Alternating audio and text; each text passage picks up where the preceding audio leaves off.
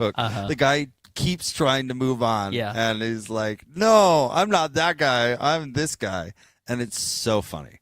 So Kenny not letting Charles off the hook is what made that magic. Yep, no question. All right, stay tuned. We'll have more coming up next. We are live at Beehive Meals. It's the grand opening of their brand new facility right here in Ogden. We'll have more straight ahead, 97.5, the KSL Sports Zone. Stay up to date with everything Utah Jazz related with the new Jazz Notes newsletter. Get draft updates, analysis, and be the first to know about every off-season move. Visit KSLSports.com to sign up for the Jazz Notes newsletter. Want to get the latest info on Utah's newest sports franchise? Sign up for the Utah Mammoth newsletter. Get exclusive analysis, plus the latest news and notes on the Utah Mammoth. Sign up today at KSLSports.com for the Utah Mammoth newsletter. If your teen is thinking about college but not sure what path to take, start at Huntsman Business Day at Utah State University, a one-day hands-on experience designed to help students explore a business degree in a real way, from leadership activities to business games. They'll get a clear picture of what they could study. It's free, it's on campus in Logan, and it includes lunch, June 11th or June 18th. Register today at huntsman.usu.edu/business day.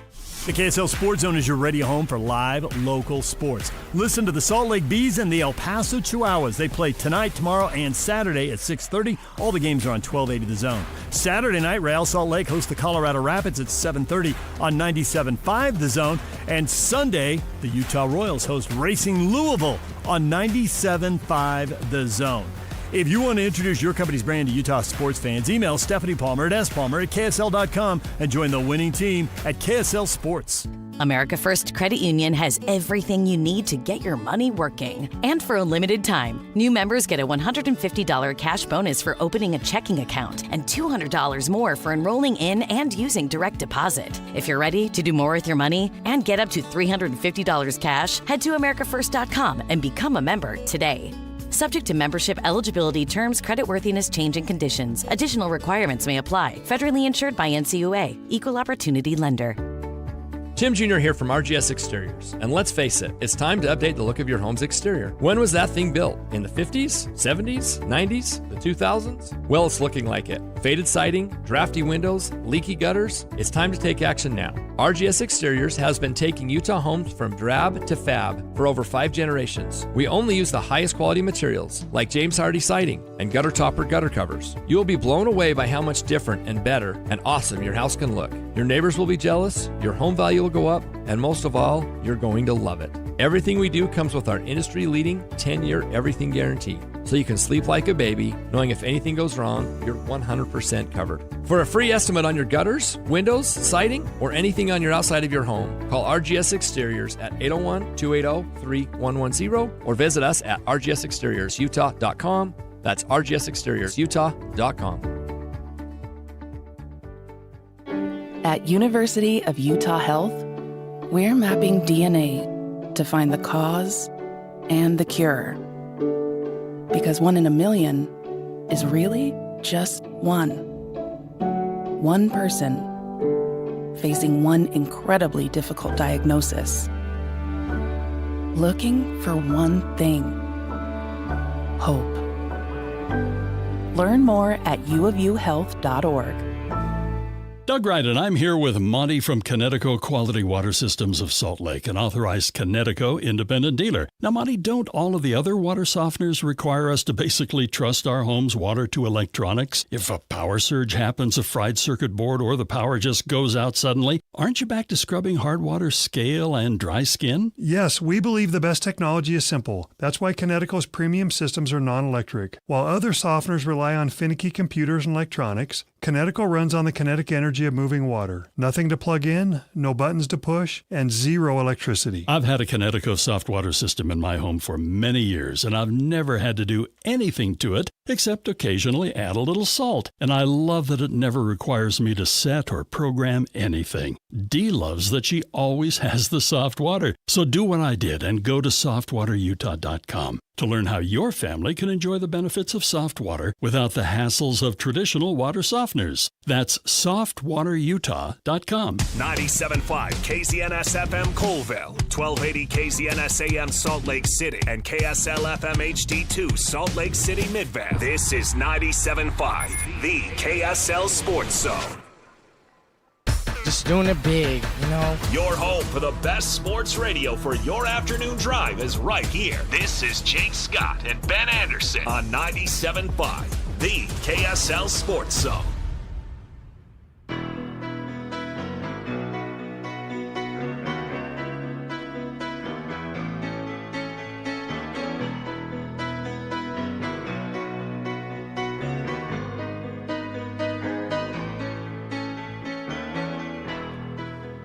Jake and Ben, 97.5, the KSL Sports Zone. Jake Scott, Ben Anderson, broadcasting live from Beehive Meals. It's their grand opening of their brand new facility here in Ogden. It is beautiful. They're going to be doing a ribbon cutting, Ben, during the 5 o'clock hour. They're very excited about it, and for good reason. The facility is beautiful.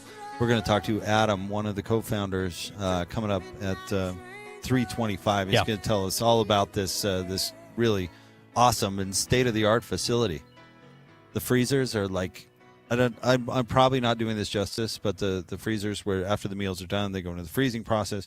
They needed to figure out how to make that not take as long and be more efficient. And they've got like this like jet engine thing that blows cold air over it. It's, I don't know. We'll have to ask Adam about it. For sure. It's pretty wild. If you don't know what Beehive Meals is all about, check out beehivemeals.com. You got to find out. It's great. You and I both are in families with working spouses and kids and lives and all the things. Dad taxi is a reality in our lives, Ben. And sometimes even thinking about what to cook for dinner, let alone actually doing it, can be a real chore. And let Beehive Meals take care of that for you. Nothing like coming home from a long day of work and then having to go to the grocery store. Ugh. And then having to come back and prep all your food. Ugh. You can skip all of that with Beehive Meals. That's really what it's all about. My brother enjoys chopping. I don't mind chopping when I have time for it. I just don't have time for it always. I don't mind prep work. I just don't have time, you know. Especially today, you know, we drive back from Ogden today. We get home. Kids are going to be waiting. They're going to be hungry. Wife's going to be hungry. So we're going to pull the food out. We're going to throw it on the flat top, and we're going to eat. And I'm very excited for that. Does your family get hangry? Yes. I get hangry. Beehive, their title, their phrase, their motto should be the anti-hangry company because they avoid that. That's the best part. I never thought I did, but then I realized I 100% do because it's not road rage, but it's like it's just kind of that gentle shortness. Because I'm not really an angry person, and so when I get angry, I noticed once, like, wow, I must be hungry. Let Beehive Meals help you and your family. It really does. It fits in seamlessly and make things so much easier. So go to beehivemeals.com.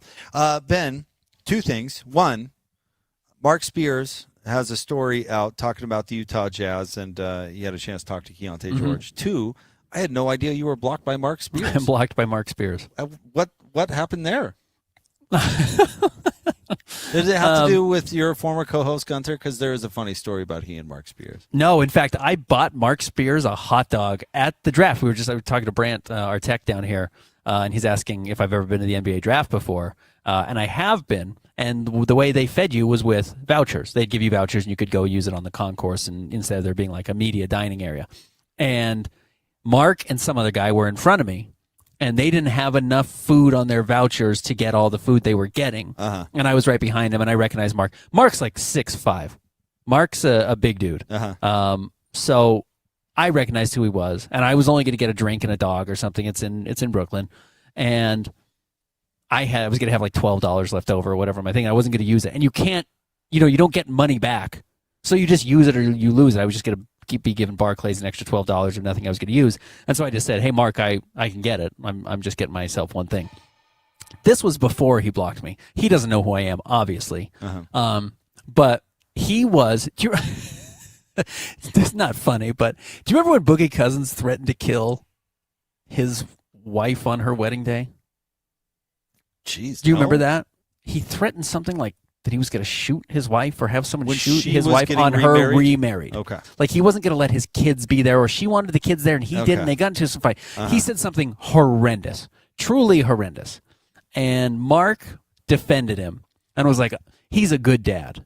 And I wrote in Mark's comments on Twitter, I think the BTK killer was also a good dad. Like famously, everyone was like, yeah, he was a good father. We couldn't believe it was him. It's like, yeah, just because you're nice to your kids doesn't mean you're a good person.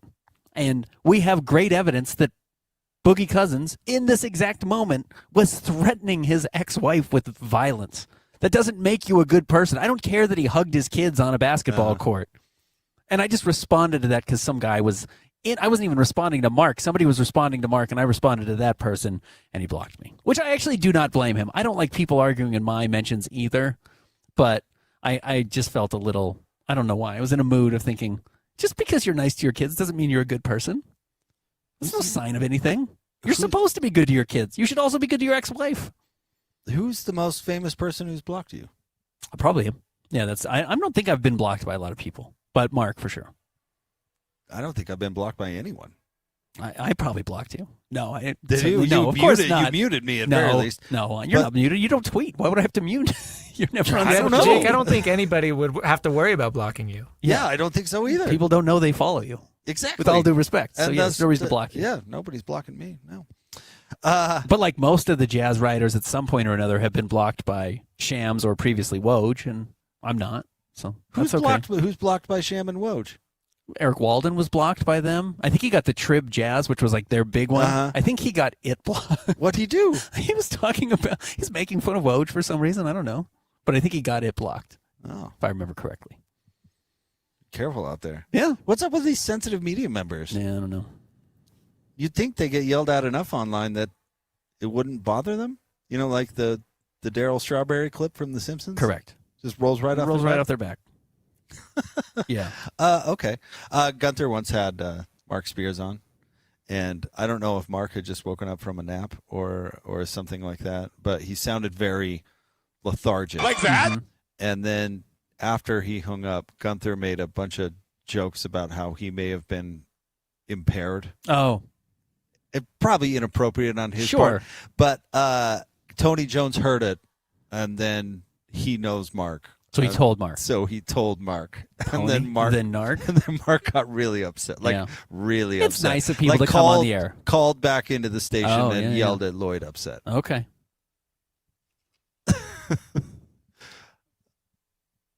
Wow. Okay. Not good from Boogie Cousins. No, like a not very good. serious threat. No. So that's why I thought, like, we don't need to be defending Boogie Cousins at this point. Anyway. The gist of Keontae George. So, Mark. But he's a good writer. Oh, yeah, sure. Well He's had a lot of success for sure. And this piece, he obviously talked to Keontae George at the draft lottery. And he's got a piece up at andscape.com.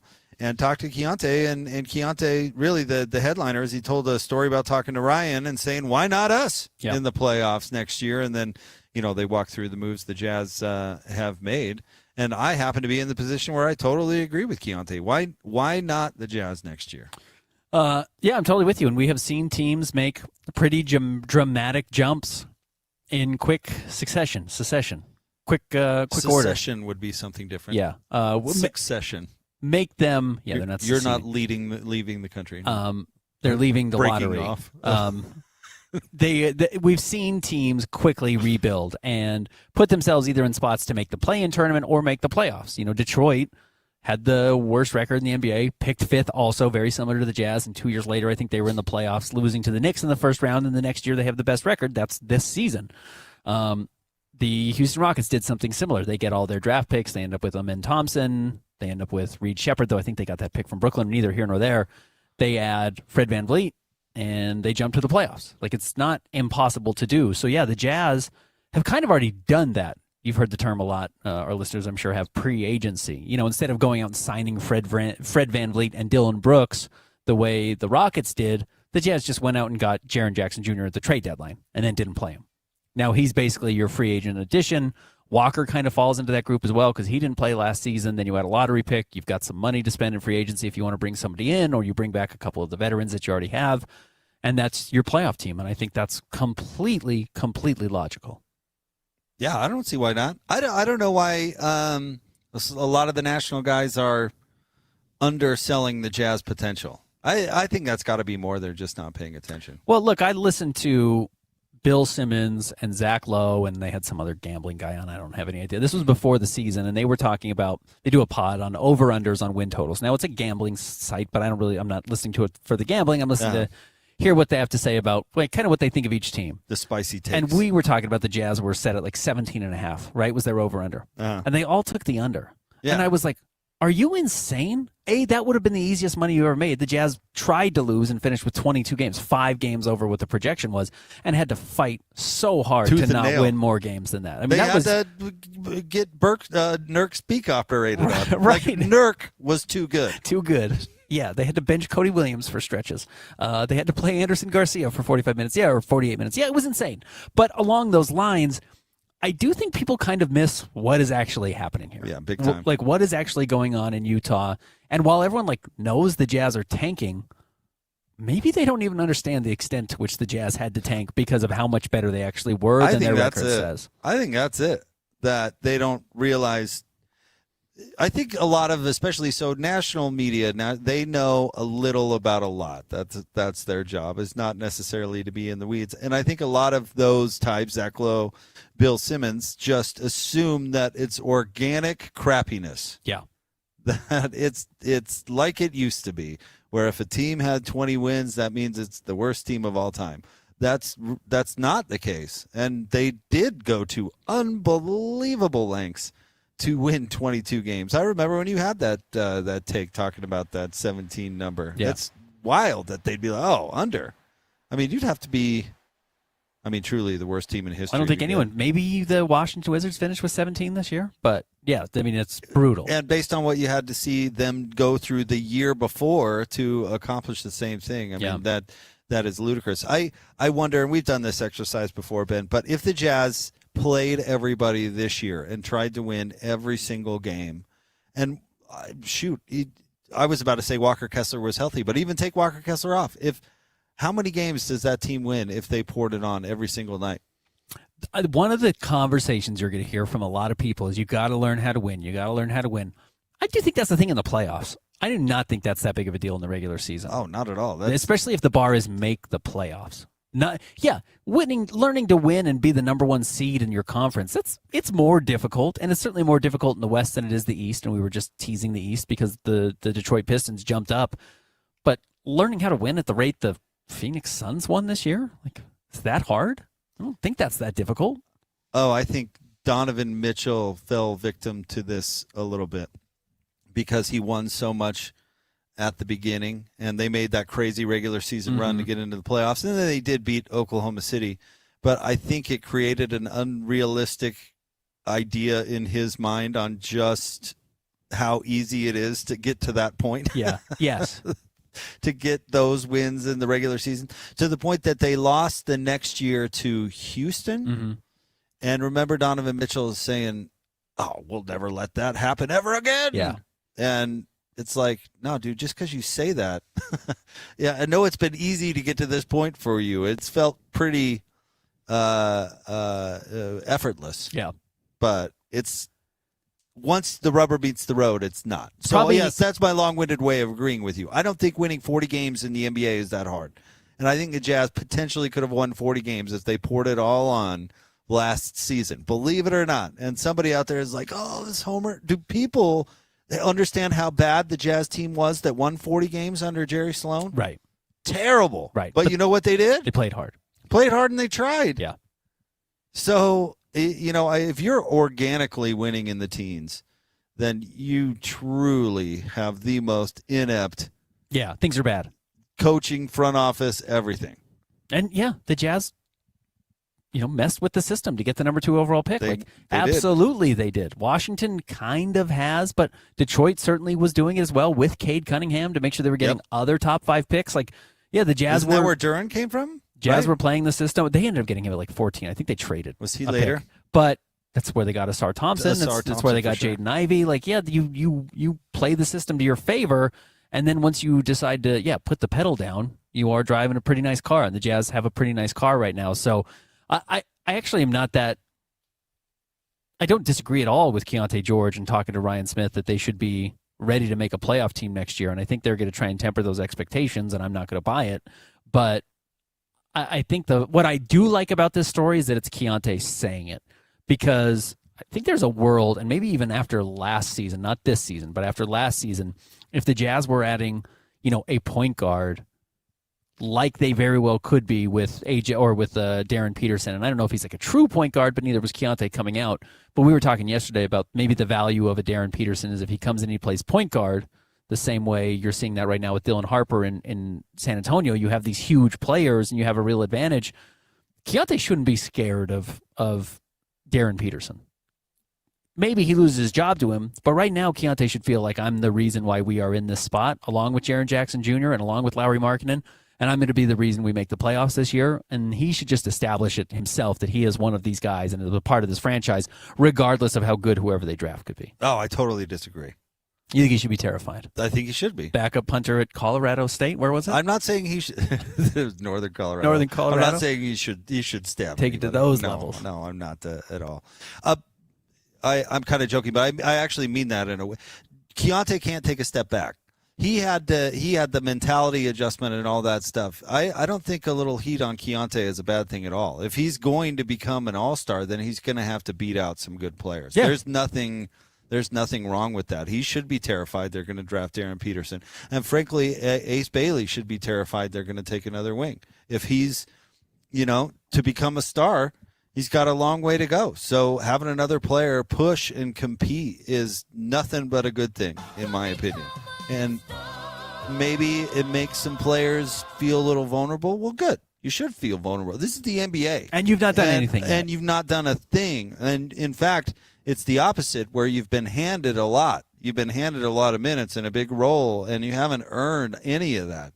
So if you have to earn it against the next, it might be a good thing for Ace Bailey not to be the high-profile future of the franchise and have another player coming in, another high draft pick, get that shine, so he understands, okay, I'm pretty good, but if I don't get a lot better, they're going to move on. Yeah, I'm not going to matter as much. I'm not going to have that starring to become a star role that I was basically lauded as going to inherit for all of last year. I don't think that that's a bad thing. No, it's not a bad thing. That's why I love what Keontae's saying. Now, I said he shouldn't be scared. You said he should be. You should use it as motivation. Yeah. Absolutely, he should. He should say, we're adding a top player.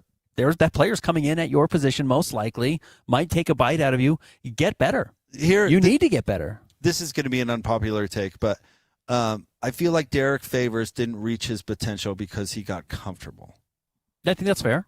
He signed his second deal. It was a nice deal, and it set him up for life, and I think he got a little comfortable. And you know what happened? He got beat out by Rudy Gobert and ended up having a fine career, but he was not – where Favors was the fourth pick? Third pick. Third pick? Yeah, he was a bust.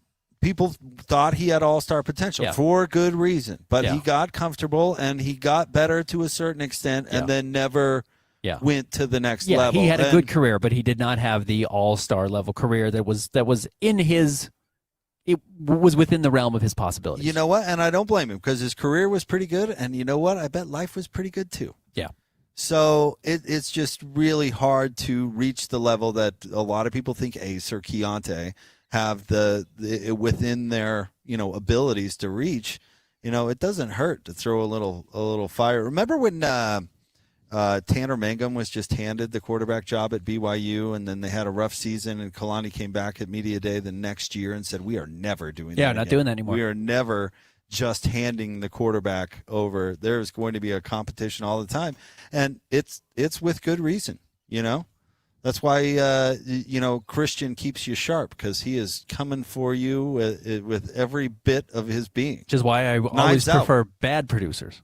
Give us a bad producer who can't take my job. Make my life a little bit easier. So, looking at what the Jazz have, I wouldn't be surprised if Keontae moved into the bench last year for a little while. in favor of Isaiah Collier, didn't light a fire under him. Yeah, the league moves quick, and it will move past you if you don't keep up. So I think, yes, adding more talent to this group, you hope it's somebody who comes in and pushes the other the other guys, isn't afraid to take over. I thought that was really impressive about Ace Bailey, because Ace was stepping into also a pretty talented team, not a perfect team by any means, but he met the challenge and he didn't back off of it.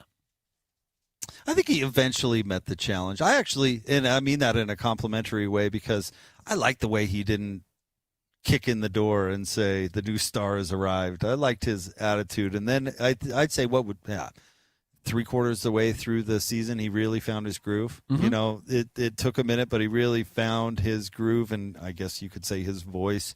I actually think it's kind of a good thing that it took him a minute, to be honest with you. Yeah, no, I'm totally with you. I think that was the right move for him. And I'm not, as much as we're talking about having this new incoming player push everybody, if this guy comes in and plays 15 minutes a night, every night for his first year, it's totally fine. The Jazz don't need a rookie to come in and play 30 minutes a night. In fact, it's probably a bad thing.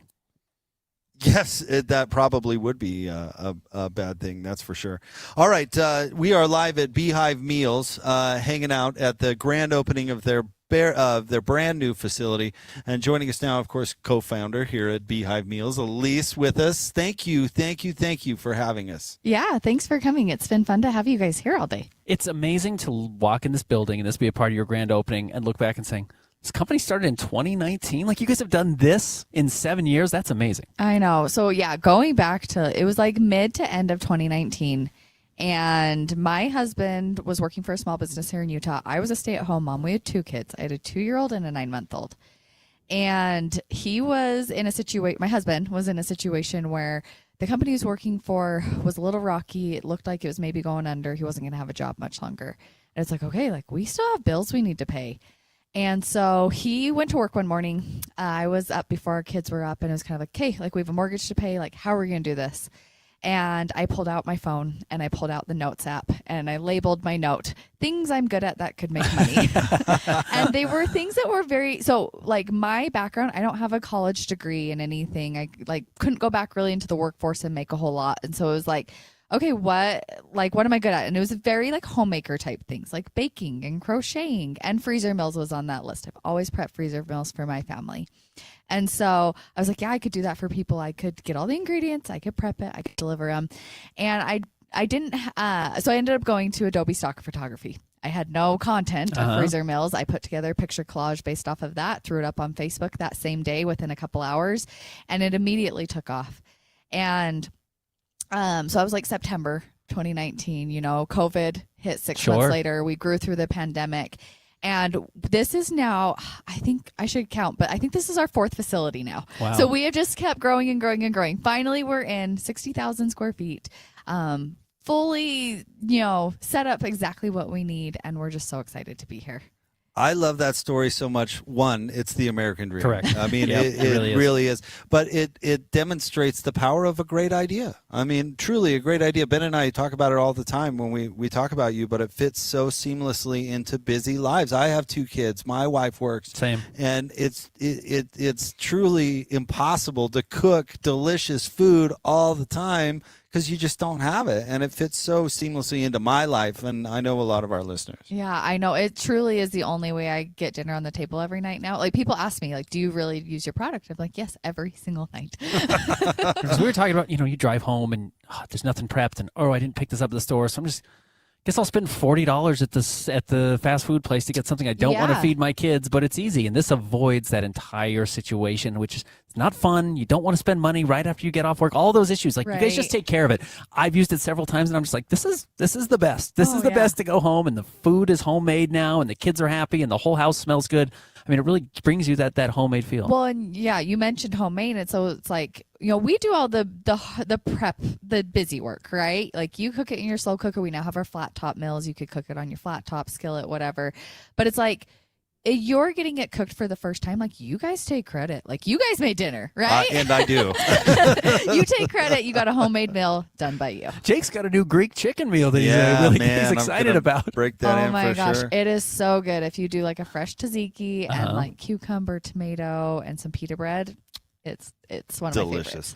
favorites. Ben hit on this, and I've been loving the flat top meals, but with the crock pot meals, so the crock pots are amazing. You just drop it in there. But when you walk in, the smell that punches you in the face, it's like the best part of my day. Yeah. It's like, oh, you're like, oh wait, what did I put in this morning? Oh, it smells good. Well, you guys just got here. Can I ask, what's next? What's the next step? Yeah, so I mean, we have our 60,000 square foot space, state of the art kitchen, freezers, coolers, all the things. We currently serve nationwide. I mean, even like Alaska and Hawaii, right? Wow. So we serve all 50 states we can ship. And so it's really just continuing to become that household name. We're really strong here in Utah and just continuing to get the word out in other states. It's amazing. Well, Elise, congratulations on this facility. So cool. It's beautiful and amazing, and you guys deserve it. So thank you for having us. And you're coming back around, right? You can come back on? This was my segment because my team needs me the rest of the day. You are very busy. We'll talk to Adam coming up. We've got a lot. We're getting the word out, and of course celebrating this great new facility. So thanks, Elise. Okay, thank you. All right, we'll have more Jake and Ben coming up next. 97.5, the KSL Sports Zone. For Jazz fans, it's been a rough few years. Well, those days are behind us as the Utah Jazz finally struck gold in the NBA Draft Lottery. Picking second. As the Jazz prepare to draft a potential superstar with the number 2 overall pick, nobody will bring you better coverage of the NBA Draft than the KSL Sports Zone. For all the breaking news, high-profile interviews, and player analysis leading right up to draft night, keep it locked on your exclusive home of Utah Jazz basketball. 97.5. The KSL Sports Zone. DJ, PK, and John from J. Brooks Jewelers. John, spring is here. That means engagement season is officially underway. If you're thinking about popping a question, this is your sign. That's right, DJ. At J. Brooks Jewelers, spring is always a favorite time of year. We are honored to help couples find the ring that starts their forever story. So whether you're looking for something timeless and classic or completely custom and one of a kind, we'll walk you through the process step by step. We take the time to understand your style, your story, and of course your budget, because the perfect ring should feel like a reflection of you. So from selecting the right diamond, from natural or lab grown, to choosing the setting that brings it to life, we're here to make it simple and meaningful. So this spring, make your proposal unforgettable. Visit J. Brooks Jewelers in Murray or Lehigh, or online at jbrooksjewelers.com. And let's create a moment that she'll never forget. Visit J. Brooks Jewelers in Murray and Lehigh, or start your search online at jbrooksjewelers.com. Spring is calling, and we're not sending into voicemail. I bet you're thinking about heading south this spring, but what if you tried something different, like Cedar City and Bryan Head? With gas prices going up, this is the kind of trip that gives you more vacation for the tank you're already on. Start with 3 Peaks OHV trails that say, go ahead, take the scenic route, then cool it down with disc golf. Because yes, you can be competitive and outdoorsy at the same time. Next, Thor's Hideout. Legendary hike, epic payoff. And if you want the kind of ride you'll talk about all week, hit the Iron Hills Trail System, now an official recreation trail. Just need to chill? Frontier Homestead Park, Cedar City Veterans Park, or play around at Cedar City Golf Course. Then finish strong with local dining, shopping, and small town charm in the historic downtown of Cedar City and Parowan. Spring is calling. Answer it with a one-tank getaway at visitcedarcity.com. You don't know what you got till it's gone has never been more true than when your water heater goes out and you hop in the shower. Your body first shivers and then you go into survival mode by letting out a shrieklet, which is like a shriek, just smaller, followed by unnecessary running in place and jazz hands. Look, there are really only 2 kinds of people in this world that need cold showers: pioneers and plungers. So unless your name is Laura Ingalls or Joe Rogan, cold showers aren't for you. At Shamrock Plumbing, we know what to do when your ungrateful water heater stops showing up for work. Give us a call and we'll get you back to those scalding temperatures you've grown accustomed to over the years. Shamrock Plumbing. As a pedestrian, it can feel like getting home safely is the final boss. Try this combo move right here. Cross with your phone light and make eye contact with drivers before you go. Stay safe. A message from the Utah Department of Public Safety. Your home for the best sports radio for your afternoon drive is right here. This is Jake Scott and Ben Anderson on 97.5, the KSL Sports Zone.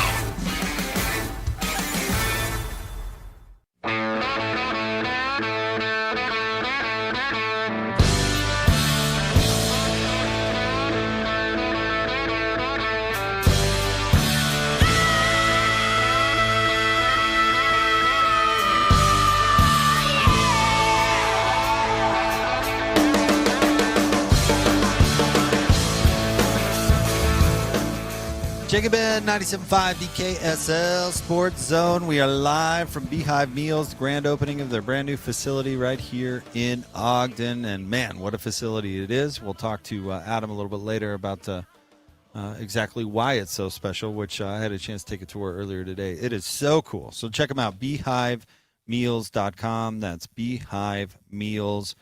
Ben, AJ DiBonsa continues to be a big story, of course. Most people think he's going number one. Yep. Our guy, Mitch Harper, has a new article up at KSLSports.com if you want to check that out. AJ's had a couple of comments. Let's start with this. Of course, Ben, you saw his, I guess it went viral. Yeah, it did. His reaction to the Wizards. Or lack thereof. The Wizards getting the number one pick. Here's AJ talking about why he reacted the way he did. I haven't been ranked nothing less than one since, ESPN rankings came out with us. So in ninth grade, I was ranked one. Never dropped. And one's just always been my goal. It's been a dream of mine, and to be able to accomplish that would be, it's a real blessing. So Washington got that number one pick. Yeah. If that happens, what would you think of playing for the Wizards? It'll be great. Any opportunity is special for the NBA. Like, you don't want to take nothing for granted. DC's a great city. I've been there a couple of times. Played there. I didn't play in Capital One last year, but I played in the Mystics Arena last year for Jordan Brand Classic. It's just been good. Why isn't Washington a better basketball city? Because the team has been run dreadfully since the 70s. It's the team. It's not the city. It's the team. Okay. I think Washington's a pretty good sports town. I mean, the commies are incredibly well supported, or have been, even though their ownership is terrible. So maybe it's not just the team. But I don't know about the Caps. I know the Nationals sell a lot of tickets. Caps won a Stanley Cup in the last decade. Seems like it'd be a pretty good sports town. Although, you know what, with D.C., there are a lot of transplants. I mean, how many people are actually from D.C.? Yep. Because people come in from all around to work for the federal government. So I don't know. But, yeah, I think it's got to be that the Bullets were run terribly. The Wizards have been run terribly. Yeah. Is there a chance it's just the name? The Wizards is just one of the worst names? I actually don't hate the name. I think it could be cool in the right environment. It has absolutely nothing to do with one of the great historical cities on the planet.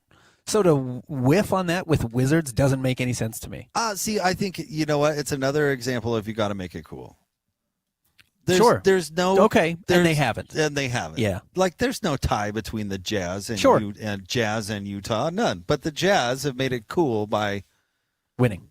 Yeah, and so everybody's laughing at the Wizards name because they suck. Should we be worried about AJ the same way we were worried about Zach Wilson going to the Jets? Yes, although completely busting out like that is less likely for a like top that? NBA pick. I would agree. Now, there are the Anthony Bennett's of the world, but the quarterback position is such a... But Anthony Bennett stunk because Anthony Bennett stunk, not because he went to Cleveland. You can clearly win in Cleveland. No. I guess what I'm saying, like, being a quarterback, the line between success and failure is a very fine one. So narrow, is a very fine one. If you are 6'8", how much did AJ weigh the other day? 225. 225 with a 42-inch vertical. Odds are you'll be okay on the court. Odds are you're going to be in the NBA for a while if you combine that with some skills. So maybe it's not directly comparable. Like if he does get taken by the Wizards, I don't think he'll be out of the league in 2 years. But I would guess, and I hope not. I would guess that his growth will be stunted by that franchise. Yes. How many teams would you trust less than the Wizards to develop a player? Yeah, it's like Sacramento, the Wizards. That's a good question.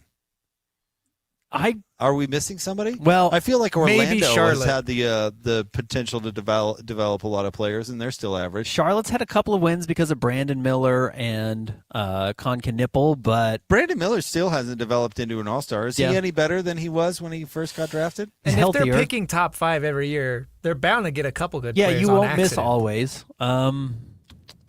I'm not, even though, again, they had an enormous win, one of the great of all time, turning an almost nothing player into one of the top 5 player in Giannis. I don't know if I trust Milwaukee to like develop a guy, really turn in a good player. Or at least not screwed up. But no, there's not many worse than Washington, and that would be a real fear. And look, you've got to go in and you've got to put that on your shoulders. And the example people always bring up, and rightfully so, is the Bulls have a reputation as a reasonable franchise now, and they were a disaster before Michael got there. They were just a disaster, and Michael was so good he went in and saved them.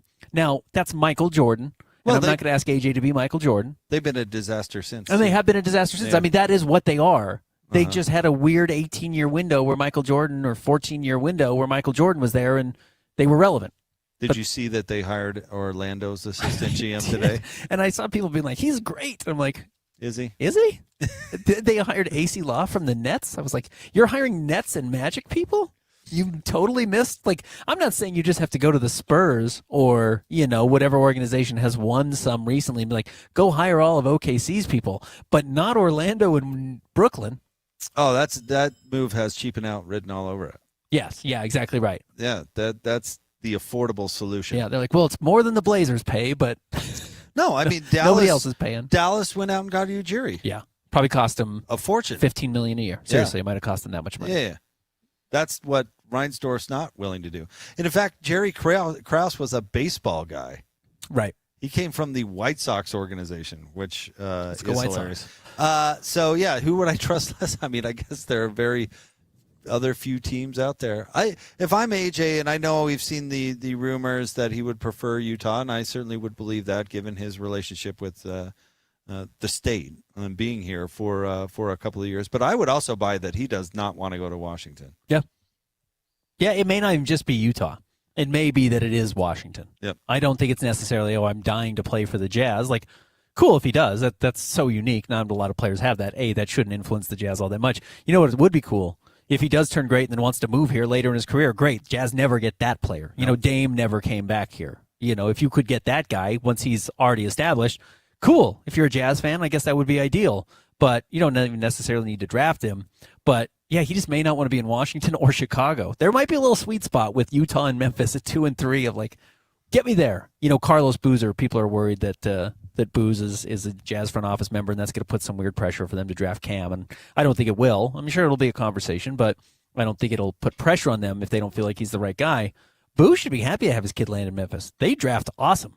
They draft good players. They develop them into stars. Now, they don't know what to do at that point. Well, they don't have a very good owner, though. Isn't that the dude selling drones to the Russians? Yes, it is. But he developed Desmond Bain. He developed John Morant. He developed Jaren Jackson Jr., Cedric Howard. Like they've done a good job with young players. It's just, can you get out once you're good?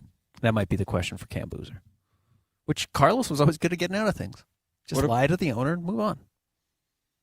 Oh, yeah. I was thinking, did he lie to Larry Miller? Oh, no. He lied to Gordon Gund, who could not see. If memory that was serves. a cheap shot of Carlos. I probably didn't need to do that. But neither here nor there. That was it's kind of funny the Jazz were involved in that because that was one of the snakiest moves in NBA history. Huge scandal. Yeah. If that happened today. Do you remember Paul Silas called him a very dirty word? Yes, I do. And amazing that was after LeBron's rookie season. Like, the Cavs were on the rise as much as any team has ever been on the rise. You had the next great player, and Carlos took the money, which I don't blame him either. And the Cavs were trying to be underhanded themselves. It wasn't like Carlos figured out some scheme. The Cavs were trying to put off paying him to save money, and he said, wait, I can get my money now? And he did the right thing. Certainly the right thing for the Jazz. I don't know this let me put it. I don't think Carlos was the mastermind of that. I think that's okay. Yeah. Okay. I think that's fair. I think there was somebody else in his circle. Okay. I see what you're doing. Yeah. I think that put those wheels in motion. Anywho. Yeah. So anyways, do we have more sound from AJ? That was a good one. We have more sound from AJ, right? And talking about what he does offer the NBA. Okay, let's hear what AJ had to say. You obviously could go number one. Why should they pick you? Like I said, I'm super versatile. I think I can bring a lot to the team on and off the court. I think I play the game the right way, but I'm exciting and I fill seats. Can't wait to see you in this league. Thanks, AJ. Thank you. Filling seats is a funny sell. It's a funny way to pitch yourself because I think that does matter to some owners. It does, but I don't really like him saying that about himself. Okay. Jude, you want to explain why? I don't know. It just seems like a really ego thing to say. Does he really need to sell himself to go number one? Does he have to say that I put butts in seats? And do you put more butts in seats than Darren Peterson or Cam Boozer? Probably not. But if you're if you're the Wizards and you go, whoa, he puts butts in seats, you're actually making the draft for the wrong reason. Absolutely, yeah. If you're drafting because he's exciting, that's a horrible. Yeah, go trade for John Morant. He's going to put some butts in seats too. You don't want anything to do with John Morant. 105-year-old LeBron James is going to put butts in seats. Correct. It's not the best way to build a championship contender right now. Yeah. So I don't know. You know what I do like, and I only read these. I did not hear them because I've just been following all the top of the draft now. Obviously, Darren Peterson. I think he was asked like, "Are you friends with AJ?" And he's like, "We know each other." He's like, "We've played on the same teams. Like, we're both really competitive." And you heard AJ in the first clip that we played say, like, I've been the number one player since 9th grade. I want to continue to be the number one player. I want to be the first overall pick. That matters to me. And Darren Peterson is like, yeah, we're not like cool. We're not like buddy. I kind of like the idea of a budding rivalry between these two players coming into the NBA and then being picked back to back. If that's the case, I think that's a really fun angle, especially with AJ's ties to Utah. If he goes to Washington and Darren Peterson were to come here, that'd be a fun storyline to cover. We'll check in with Brian Taylor from the PGA Championship coming up next, live from Beehive Meals. Jake and Ben, 97.5 the KSL Sports Zone. This is DJ and PK. Here we go again. Question of the morning. How about the Jazz picking a number 2? Get your guy and go from there. Have him be in a situation where he can develop at his pace. They're going to get a stud. I'm very confident of that. They will get a big-time player. I would not be shocked if A.J. DeBonce is in a Jazz uniform. The pathway is there. It's clear what would have to be done. The exact price has to be negotiated. But Washington can move from 1 to 2. If the Jazz had ended up with a 5th or 6th pick in the draft, we would have the same level of confidence. This is an easy transition that they can get that. These are exciting times now for Jazz fans. I always felt that it had the potential to be a franchise-changing situation, and by getting the number 2 pick, it is a franchise-changing situation. Catch DJ and PK mornings from 6 to 10 on 97.5, the KSL Sports Zone. Hey everyone, Jake here from my friends at Trajan Wealth. That's Trajan, Trajan, Trajan Wealth. Listen, we talk about sports and coaching and making the right decisions all the time. Well, certainly making the right decisions applies to your financial well-being, and Trajan wants to be a team of good folks on your side to help you make those right decisions. Listen, give them a call and sit down with them. I've done it. It's very easy. And when I say they just want to get to know you, truly, that's all they want to do. They want to get to know you, what you're all about. They want to ask you simple questions about when you want to retire, what kind of lifestyle you want to live when you retire, and then they kind of work backwards. It's really easy, and they can show you exactly what they can do for you. And even better, Trajan has now moved all of your financial needs into one place. They can help you with tax. They can help you with estate planning as well. They're so good. You got to try it for yourself. Give them a call, 1-855-TRAJAN-1. They have locations in Draper and Farmington, so there's one close to you, 1-855-TRAJAN-1. You can also go online to TrajanWealth.com. Advisory services through Trajan Wealth, LLC, SEC-registered investment advisor. Additional services through Trajan Estate and Trajan Tax. Actual client paid advertisement. Additional disclosures at TrajanWealth.com. 855-TRAJAN-1 or TrajanWealth.com. 5 guys walk into a JCW's and order burgers. A pastrami, a mushroom Swiss, a guacamole bacon, a hickory barbecue, a ribeye steak, 2 onion rings, 3 french fries, a strawberry, mint, peanut butter, chocolate, and marshmallow shake, and not one left to tip. Because at JCW's, we don't ask for it. We think the price you see should be the price you pay. And all that, would you like to leave a tip stuff, is for the birds. JCW's. Quality and a lot of it.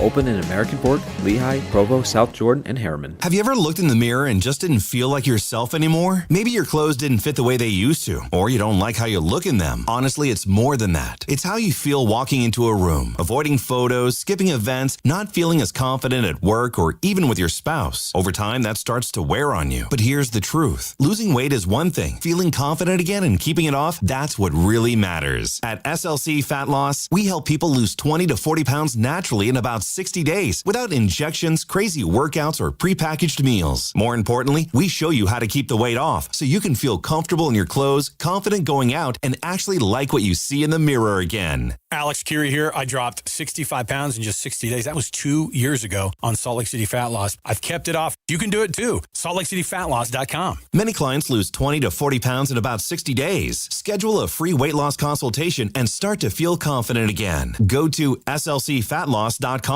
That's SLCFatLoss.com. Results may vary. At Fisher Investments, we may seem like other money managers, but we're different. Are you really that different than the rest of us? We are. As a fiduciary, we always focus on what's best for our clients. What services do you offer besides investing? We have a team of specialists in financial planning, estate planning, and more. Your clients rely on you for all that? Yes, we ensure clients receive unparalleled service at every step of the relationship. Okay, but you still sell commission-based products, right? No, because we believe that's a conflict of interest. We prioritize service over sales goals. So, then how do your fees work? We have a simple and transparent fee that's a percentage of our clients' portfolios. So we do better when our clients do better. Wow, we're more different than I thought. At Fisher Investments, we're clearly different. Learn more at fisherinvestments.com. Investing in securities involves the risk of loss. The KSL Sports Zone and Beehive Meals are honoring people that impact youth sports in our communities. Nominate the youth sports volunteer you know for the Beehive Meals Hero of the Week at kslsports.com/contest. Not only do these guys give you the best Jazz coverage in the market, they've got you covered with the Mammoth, the Cougars, the Utes, and the Aggies. This is Jake Scott and Ben Anderson on 97.5, the KSL Sports Zone.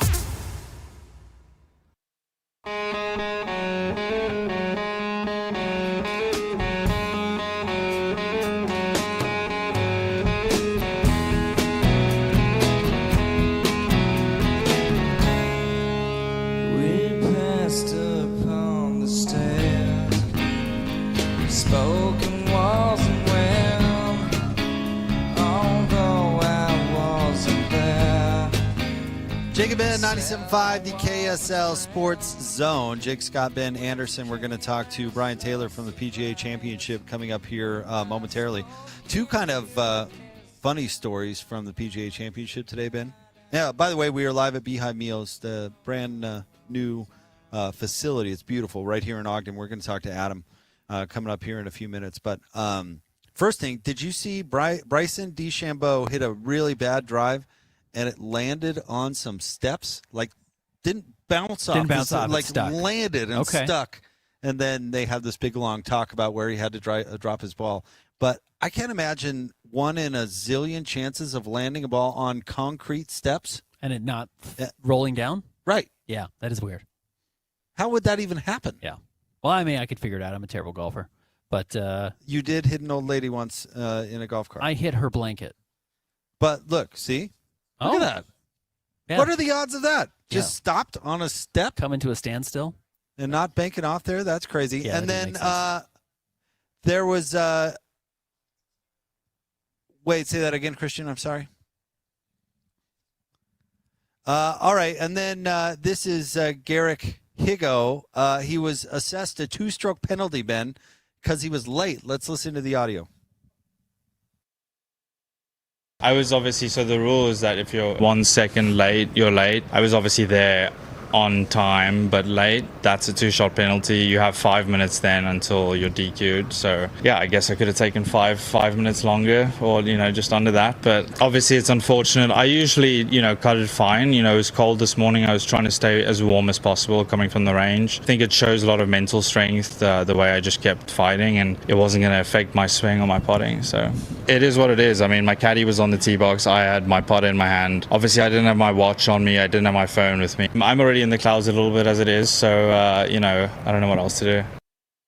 Fire your caddy is what you do. Right. He'd be tied for the lead. Yeah. Then Get up early. Get moving. Get those 2-stroke penalty. Yeah. That caddy. Listen, part of the caddy's job has to be to make sure that you're where you're supposed to be at what time, right? I know they line up your putts and give you yardages, but come on, if he doesn't have his watch or his phone, the caddy, you can set an alarm, this is bro. an 8th grade gym. Yeah, get there on time. And some people will say like, "Oh, it was only a minute." This is golf, man. Yeah, right. Rules are hard and fast. Yep. You got to be there. Yep. All right, we are live from Beehive Meals, their brand new facility right up here in Ogden, and joining us now, of course, co-founder of Beehive Meals. He's our buddy Adam. Wait, let's get Adam turned up. Don't let my wife hear that. She is the founder. This is her baby. Okay. So. All right. Well, we'll button that up. Congratulations. This facility is beautiful, and there's just such an energy. You can tell everybody's so excited. No, we're excited. This building, we've been building towards this for a long, long time. We started in Davis County, so we're from Farmington. I guess we grew up in Layton. Our facility the last 6 years has been in Layton, and then if you go through that one, it's very fragmented as far as the flex space, where we had lots of little rooms, lots of freezers everywhere.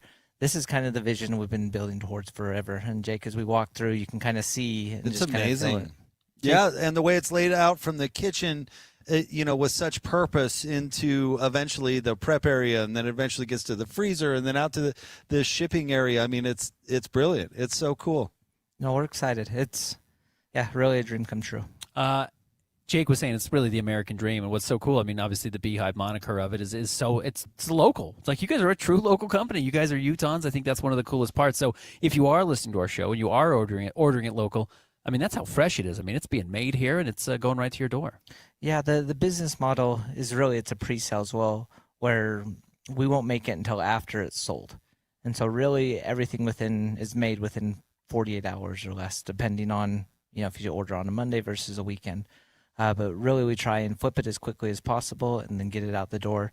A moniker that we like to use is it's fresh frozen, just because we make it fresh and then freeze it and deliver it to you. But it's not sitting around somewhere for several days. You guys are or making weeks, it and it's going, which I think is so cool. I also thought it was cool that it's all hand chopped, and it's your great employees working, prepping the meals. It's not some big room full of machinery.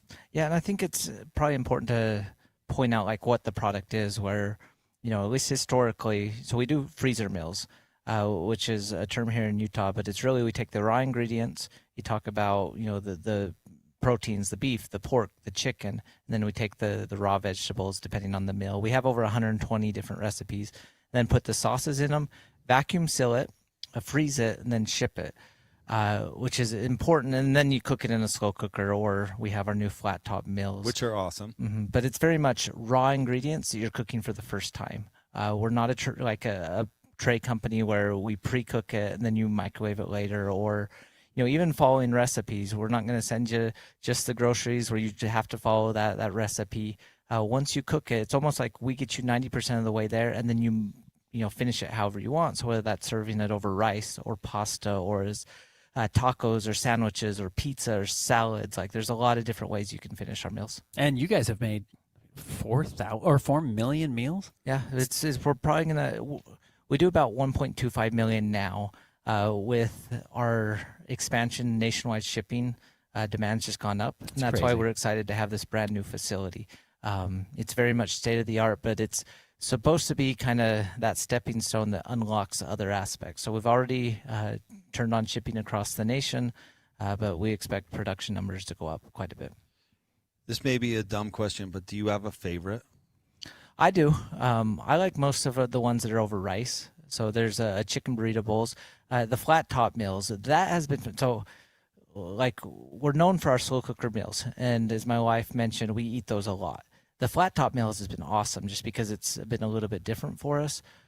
So we had on June's menu coming up next month, we get to test everything before it happens. There's multiple iterations of the meals before we decide on, this is the one.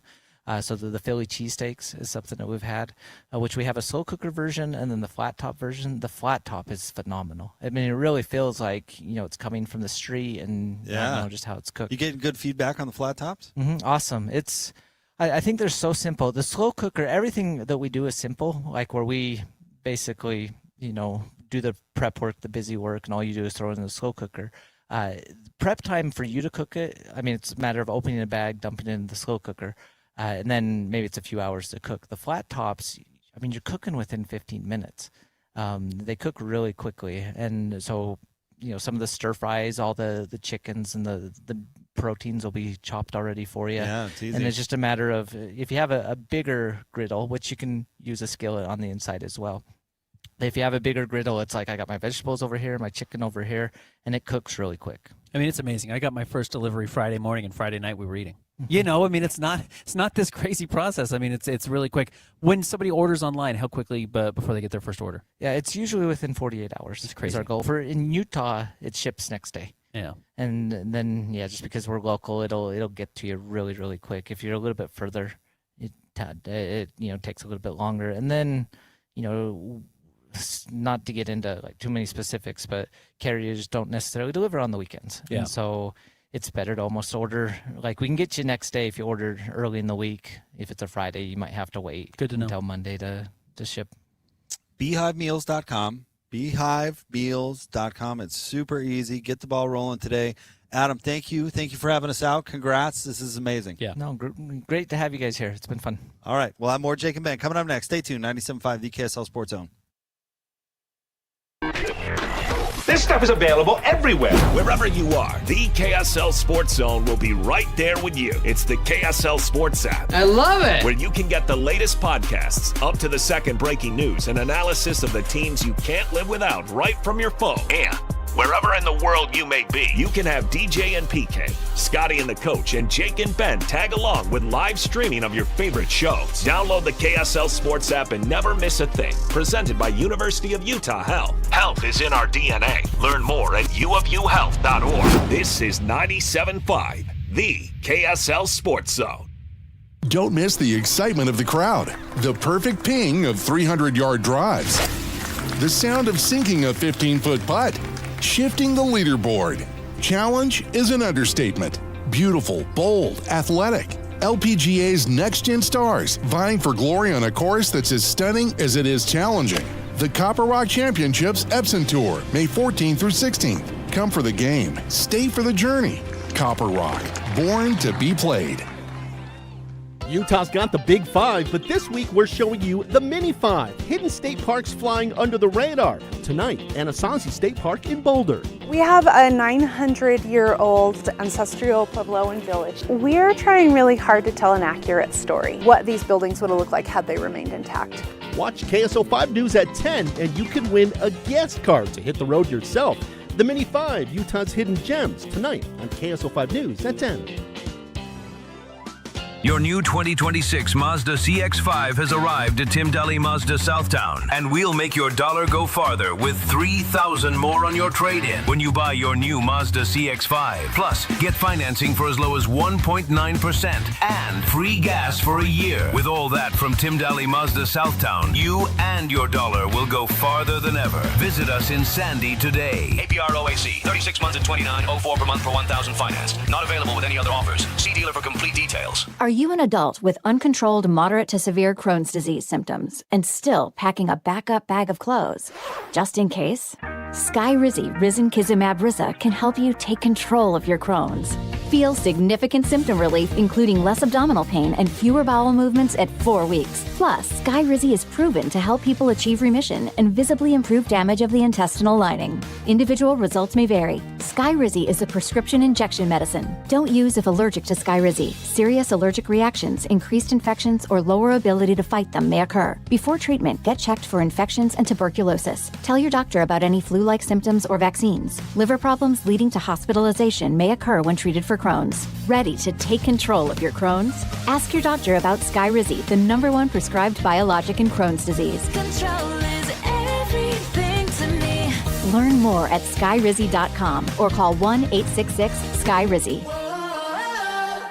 Are you due for something that actually tastes as good as the service feels? Ruth's Chris Steakhouse is your place. The perfect occasion for all occasions. Great food, ambiance, service. Ruth's Chris Steakhouse, downtown Salt Lake City and Hotel Park City. 97.5 KZNS FM Colville, 1280 KZNS AM Salt Lake City, and KSL FM HD2 Salt Lake City Midvale. This is 97.5, the KSL Sports Zone.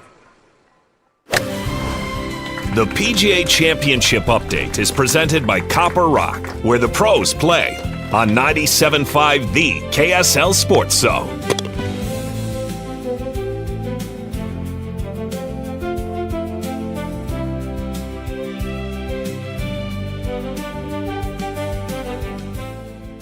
Jacob Ben, 97.5, the KSL Sports Zone. Jake Scott, Ben Anderson, broadcasting live today from Beehive Meals, their brand new production facility right here in Ogden. It is beautiful. In fact, historic Ogden, right, Ben? Yeah. The old stockyards? Yeah. You've got family up here. We're both big fans of Ogden and Beehive Meals. Super, they're very community based. Obviously, they're local and super excited. We were talking off the air to be here in Ogden. They previously were in Layton, and I think they picked an awesome spot. Yeah, this is not going to be a bad spot to be in for however long this works because they're growing quick. Are you staying up here? You can hang out. Go see the in-laws. Yeah. We'll see. I was here on Sunday. I was Okay. up here already hanging out. So no, that's not a jab at the in-laws. All right, let's talk some PGA Championship. Of course, joining us now from Real Golf Radio, and of course, Real Golf brought to you by Mountain America Credit Union, Mountain Land Supply, Black Desert Resort, Hoops Vision, and Uinta Golf. He's our buddy Brian Taylor. What's going on, BT? Hey guys,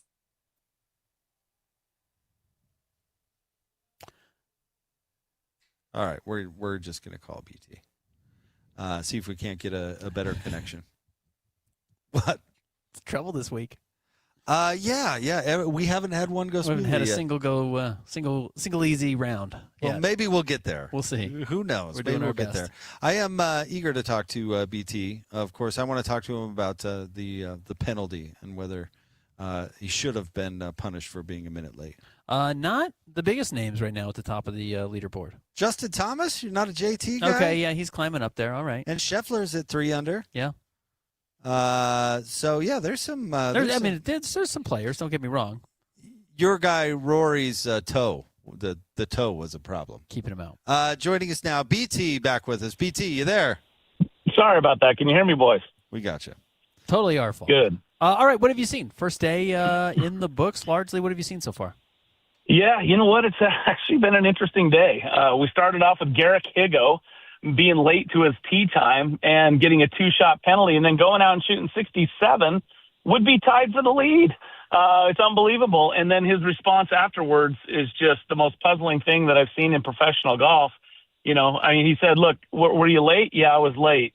But if you think about it, I was really there on time, so I was pretty much there on time, but I was late, so I don't think they should have penalized me. I mean, it's just, the whole thing is just so bizarre. And then, you know, you had Rory go out and was all over the place with his driver, and you had John Rahm, who makes his first eagle in the PGA Championship in all of the PGAs he's played, and Jordan Spieth, who we were questioning whether he would have his game together, actually was super sharp, only missed 2 fairways and greens all day. Putter was working pretty well. So, like, there were so many, like, really good storylines. And then the afternoon just seemed like it was nothing was happening. It was windy. It was tough. And then Scotty Scheffler, back-to-back birdies at 10 and 11. And, you know, here we go. World number one is right there. So, yeah, it's kind of starting to shape up a little bit. Oh, and then I have best quote that I've ever heard in the media center when Rory was asked how his round went. Just a one-word answer, 4 letters, starts with S. Pretty much how many of us have described a round of golf. So the toe was a problem then? He said it was not a problem. He was specifically asked about that. He said no, did not bother him. He said his driver was what bothered him, and he's going to go try to work that out. Now, here's the interesting thing about this. So Rory was the one saying early in the week, this thing is wide open. Bash driver anywhere you want, and then hit wedge on. Should favor me. I love hitting driver, blah, blah, blah. He couldn't hit a fairway today. And I didn't get a chance to ask him. They asked him like 3 or 4 questions, and he was out. But I wanted to ask him, given the fact that this golf course is supposedly that easy, like, do you just make a club change, find a fairway finder off the tee, and, you know, hit a little bit longer shot into the greens? It seems pretty elementary. I don't know what he's going to do. I saw him on the range not too long ago just working things out. So we'll see how he responds in round 2. But, yeah, that's an interesting one where this golf course seems to have more teeth in it than what most of the players were expecting coming into the week. We've got, 30-plus players that are under par, and the leader is -3. Do you like these types of tournaments where it starts to unfold, where it's pretty flat, where it feels like it can be anybody going into the weekend? I do like that. I mean, you start looking at the names that are in there, and there's some good names, and you go, you talked about Jordan Spieth, and you're like, well, shoot, Jordan's at 1 under, and he's slipped all the way down to like tied for, what is he, outside the top 20 or something at 1 under or something like that, right? Let's see. Spieth is down. Well, it's not pulling up right now. But Tied anyway, for he 16th. slipped down out. Yeah, minus 16. one, There you tied go. for 16. Yep. There you go. So it feels like he had a great round, and he was right there near the top of the leaderboard in the morning, and then all of a sudden, he's tied for 16th, but he's only 2 shots back. So that's the beauty. Like right now, there's so many players bunched up. What'll either happen is somebody's just going to say, all right, this one's mine, boys, and they're going to step on the gas, or it's just going to be a bit of a war of attrition here, battle of attrition. Like who's going to be able to hang on and eliminate mistakes. And so I like this. Like, I was so confused by listening to the players talk about how, this was going to get to 15 to 20 under par because the golf course was soft. There were no trees. It was wide open fairways. And I was like walking around the golf course thinking, this does not look 15 to 20 under. I was so confused and then to see him come out and struggle today, I'm like, okay, it definitely is all that these guys want. And this is, I think if 3 under holds, that'll be the lowest opening round lead score since 2008 in the PGA Championship. So that's saying a lot about Aronimink. What does the PGA like to do with their course over the weekend? The U.S. Open makes it notoriously harder, right? And by Sunday, it's just brutal. What does the PGA like to do? Yeah. The PGA typically is just like, set it up and let them play. We don't care what the score is. Whoever plays the best wins. It's not like the USGA that – the USGA's identity is, the toughest test in golf, and they want to just absolutely, bruise everything you've got. And the PGA is not that way. But John Rahm made the comment after his round, and, the thought had crossed my mind that with all of the pre-tournament chatter about this, 15 to 20 under, maybe they toughened up the pins. Rory talked about it. Xander talked about it. Rahm talked about how these pins were tucked today, and it was very difficult, especially with the wind, to be able to get anywhere near. Now, these are massive greens complexes, so you see players hitting greens, but now they've got, outside of 30 feet, 40 feet in some cases, 50 feet to be able to navigate, through a lot of hilly, slopey greens and trying to get some close. So the reason I chuckled when you asked is because it did make me wonder if the PGA is like, all right, we'll show you what we got here. But typically it's in fact, sometimes it gets a bad rap for almost being a regular PGA Tour like setup, for a major championship, something these players see week in, week out. I, again, didn't feel that way at all to me out there. This was a big ballpark. It's got a lot to it. And so I think that's why you're seeing those low scores.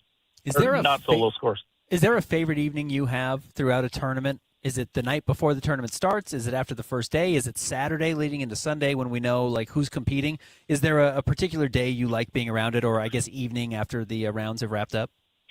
I like Fridays. Fridays are cut day. I think cut's a big part of the sport, right? I mean, you're going to eliminate half the field, top 70 in ties. And there's a lot of jockeying. So certainly the leaderboard is the focus.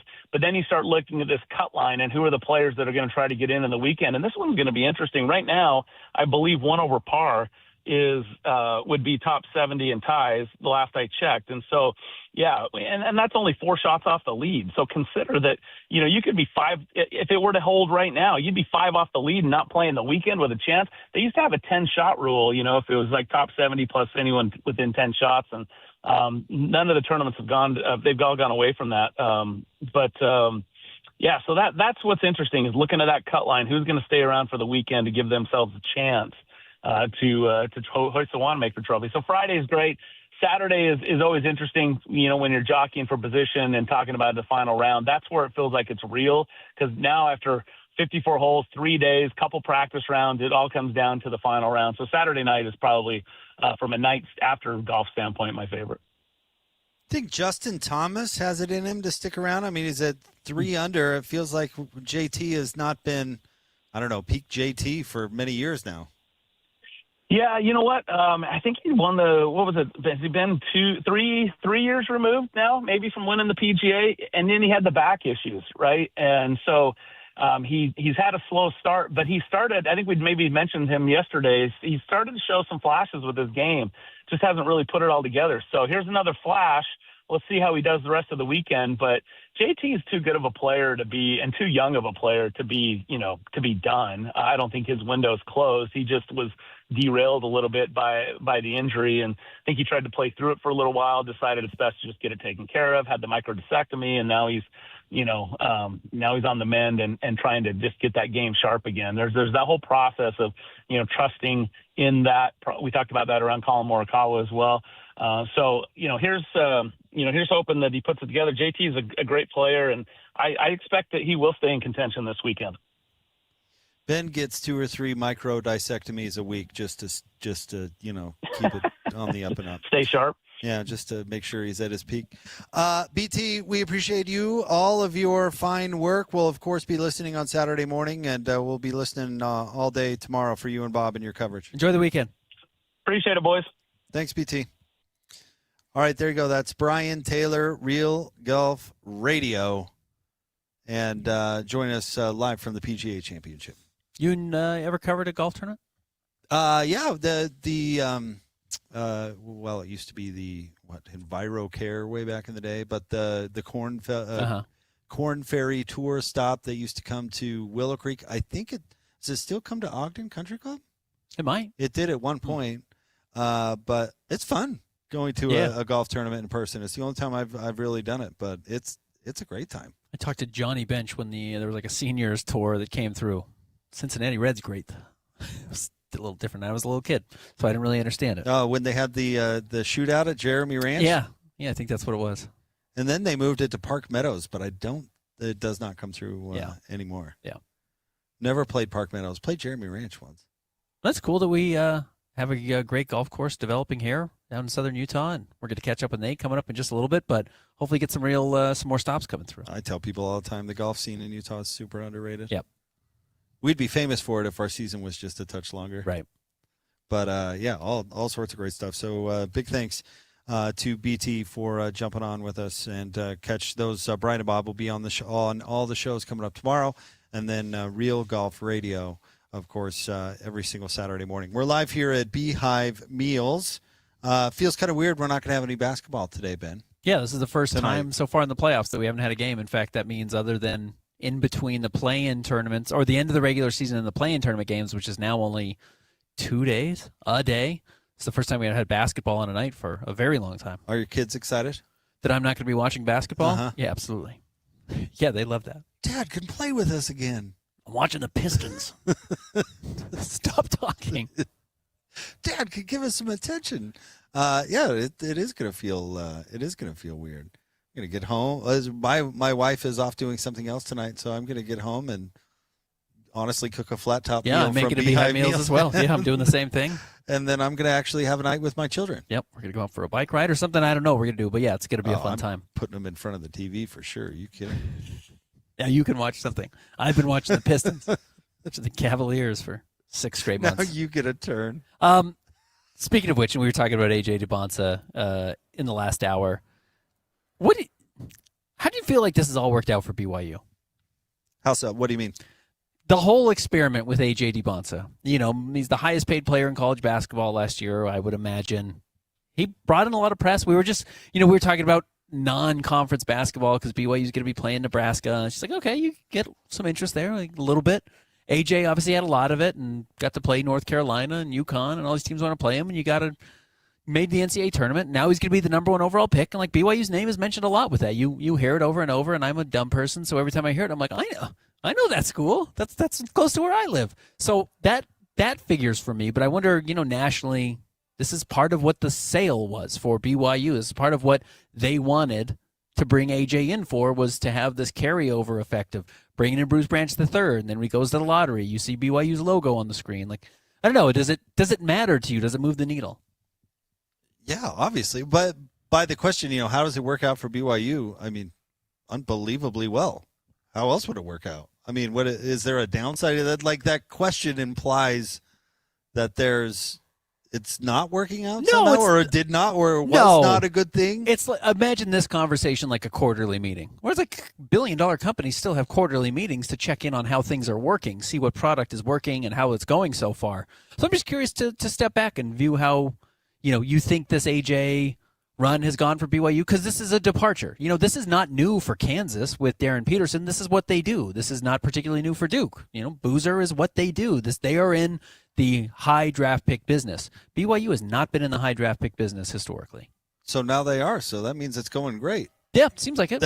That means if he would have gotten honor coded out, yes, would have been a some disaster. point in the season, that would have been a major failure. But that's not happened. Not what happened. Not even close. I mean, I guess you could say on the floor you expected BYU to do a little bit better in the NCAA tournament. But as far as what BYU got out of the whole thing, yeah, I'm sure they're loving it. They're screaming A's, talking about them every single day. Yeah.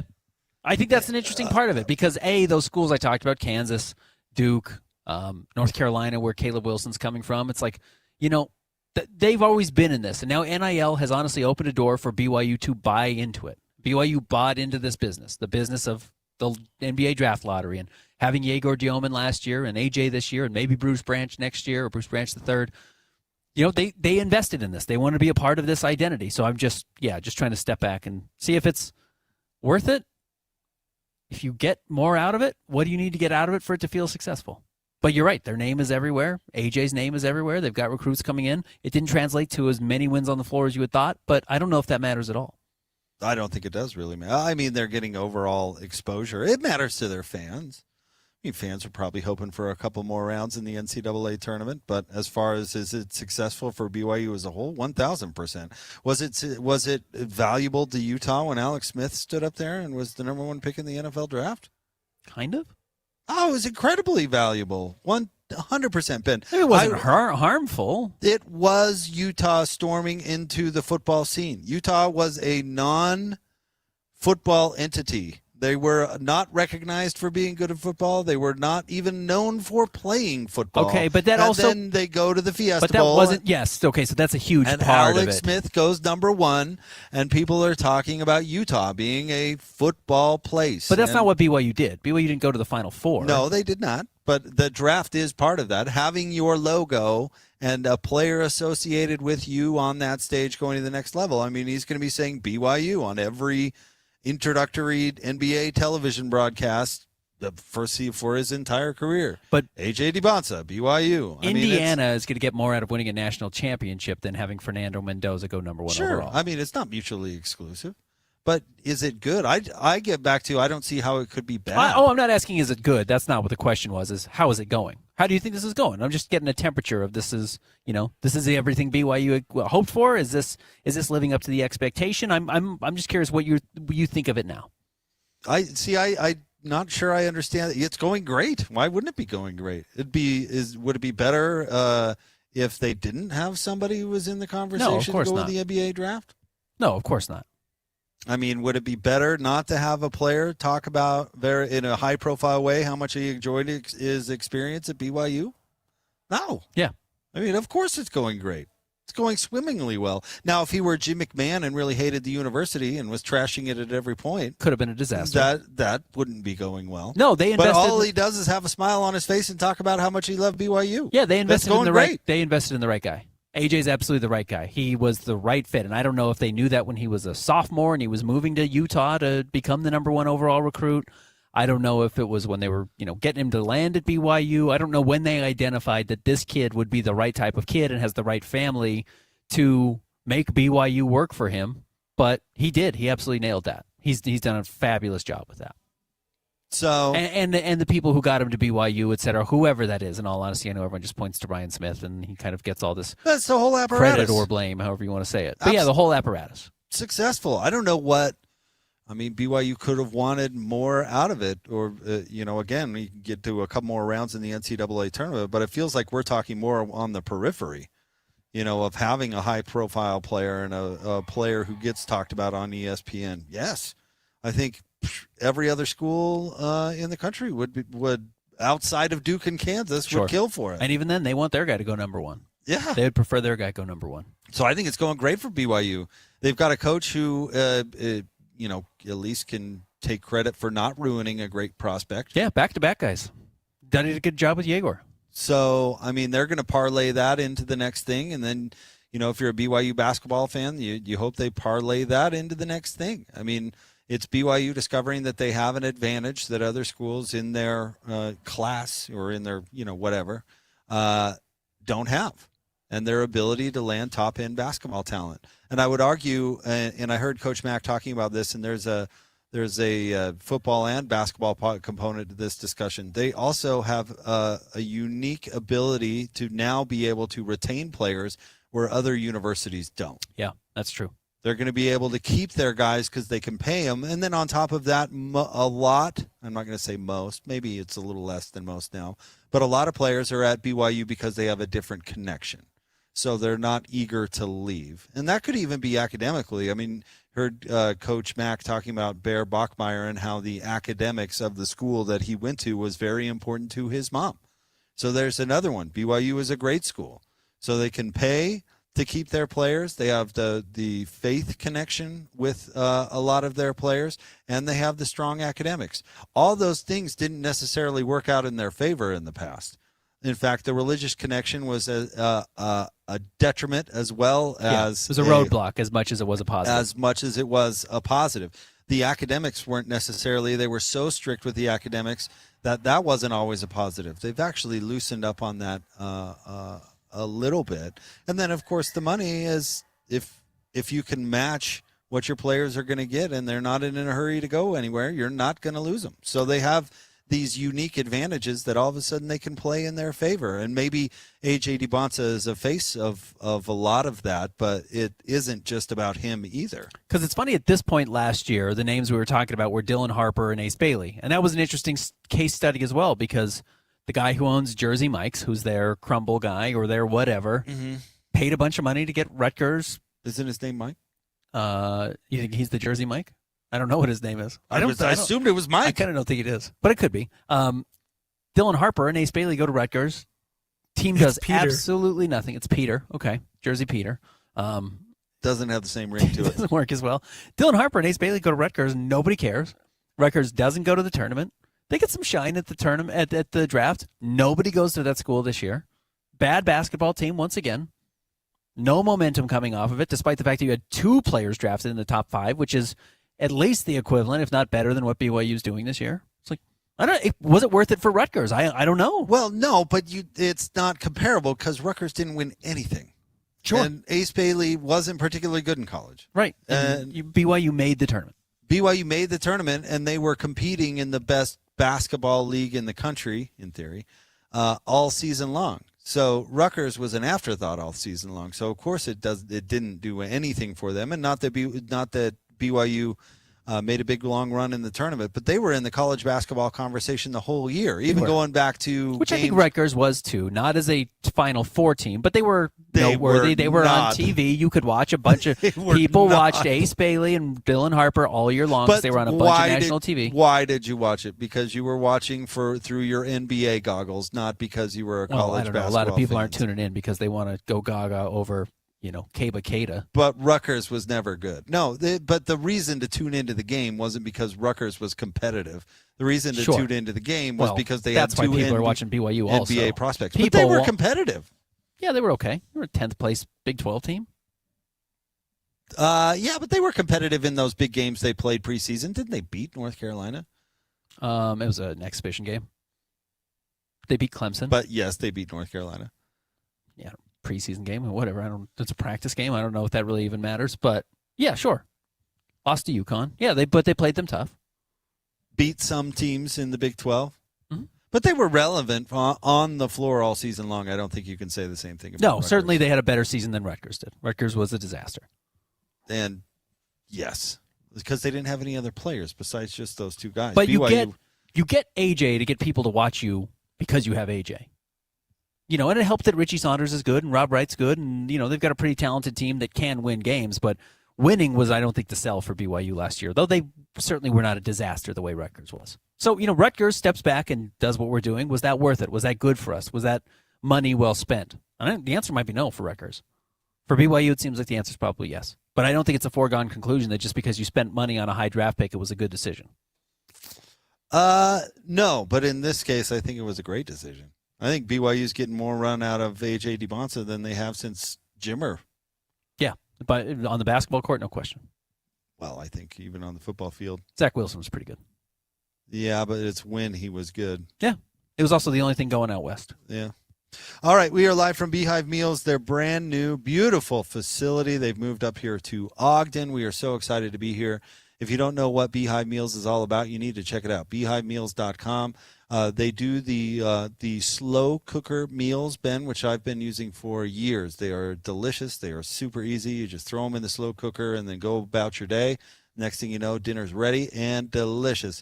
But they're also launching the flat top meals, which you and I both are very excited about. Yeah, they are fantastic. I've got the Blackstone at home. You go home, you fire it up. You know how quickly that thing gets hot. You put the meals on there and you're ready to go. But if you don't have a flat top, you don't have a griddle, you can do it on your pan inside. It's not like it's exclusive to the outdoor chefs out there exclusively. So if you want to cook on your pan inside, you can do it. But the variety, the flavors, the smells, the home cook feel of it all, that's really the greatest part of it. And that's why I love it. Have you done the sesame chicken yet? I haven't. That's what I've got fired up. Okay. I'll let you know. Yeah, please do. All right. Beehivemeals.com. That's beehivemeals.com. We'll have more Jake and Ben coming up next. 97.5, the KSL Sports Zone.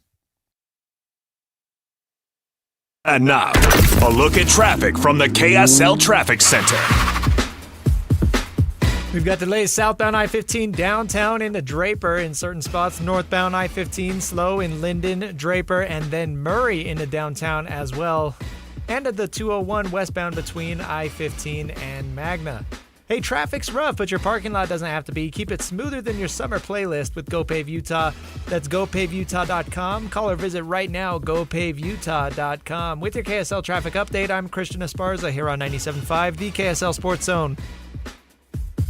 3, 2, 1. This is Scotty G and Coach Tim LeCombe. Joining us now, Kurt Heelan, NBC Sports Pro Basketball Talk. Kurt, who's your favorite watch in the NBA, out of curiosity? I'm always partial to dynamic, fast-playing teams and teams that move the ball. So honestly, I was watching a lot of Charlotte this year. I would say LaMelo Ball when he can play, and that's partially because he can be so good, and also because there's a train wreck waiting to happen. He was much better this year because his number of just "what are you thinking" passes went from 10 a game to 5. I love watching Ball at times too, but I wouldn't want to build a team around him either. You may see him just like he does out on the court. He may, "What are you doing?" and as he crashes into the side of a car on his way out of the team line. He's been like 17 accidents. I mean, he plays like he drives. Catch Scotty G and Coach weekdays from 10 to 2. Presented by Mountain Land Supply on 97.5, the KSL Sports Zone. I'm married with 2 kids. I'm a veteran. I own my own business. I'm a retired school teacher, and I've had thoughts of suicide. But, thankfully, my granddaughter made a point of checking in on me. Spencer noticed when I was distancing myself. One of my buddies, he was worried about me. Having someone when I wasn't myself. When I need it most. Help me live on. Live on. Live on. Connection can prevent suicide. Learn more at liveonutah.org. Tim Jr. here from RGS Exteriors. And let's face it, it's time to update the look of your home's exterior. When was that thing built? In the 50s, 70s, 90s, the 2000s? Well, it's looking like it. Faded siding, drafty windows, leaky gutters. It's time to take action now. RGS Exteriors has been taking Utah homes from drab to fab for over 5 generations. We only use the highest quality materials, like James Hardy siding and gutter topper gutter covers. You will be blown away by how much different and better and awesome your house can look. Your neighbors will be jealous, your home value will go up, and most of all, you're going to love it. Everything we do comes with our industry-leading 10-year everything guarantee, so you can sleep like a baby, knowing if anything goes wrong, you're 100% covered. For a free estimate on your gutters, windows, siding, or anything on your outside of your home, call RGS Exteriors at 801-280-3110 or visit us at rgsexteriorsutah.com. That's rgsexteriorsutah.com. Hi, this is Derek Overstreet, president of the New Millennium Group and co-host of Stop Working, Start Living with KSL News Radio. Can you imagine what your life would be like if you could retire 3 to 5 years earlier than you thought possible? The things you could do, the loved ones you could spend time with, the memories that you could create. That's what our team at the New Millennium Group does. We'll walk you through the entire process every step of the way. If you'd like to get a copy of the 5-step proprietary plan that will help you retire 3 to 5 years sooner than you thought possible, give us a shout right now. 888-999-6370. That's 888-999-6370 or utahsfinancialplanner.com. Listen, most of our listeners right now have a tax problem, not a money problem. There's not enough money in Social Security Medicare as it is.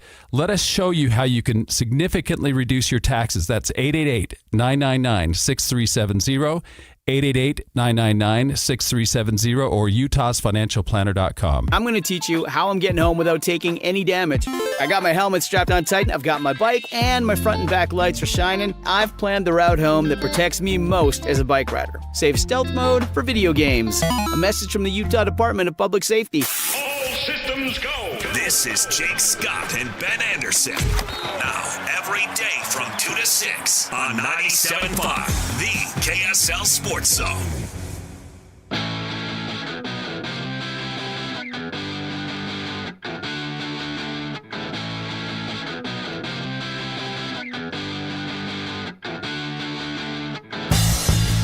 Jacob Ben, 97.5, the KSL Sports Zone. We are live from Beehive Meals. It's a grand opening of their brand new facility. It is beautiful. Jumping on with us now, she is the Director of Marketing for Beehive Meals. Annette is with us. Hi, Annette. Yes, thanks for having me. This is a cool day for you, too. Yeah. I mean, this is a whole big deal for everybody. It is. It really is. And it's been a long time coming, and we're very, very happy to be here. Seems like everybody's really excited. Oh, yeah. Like stoked.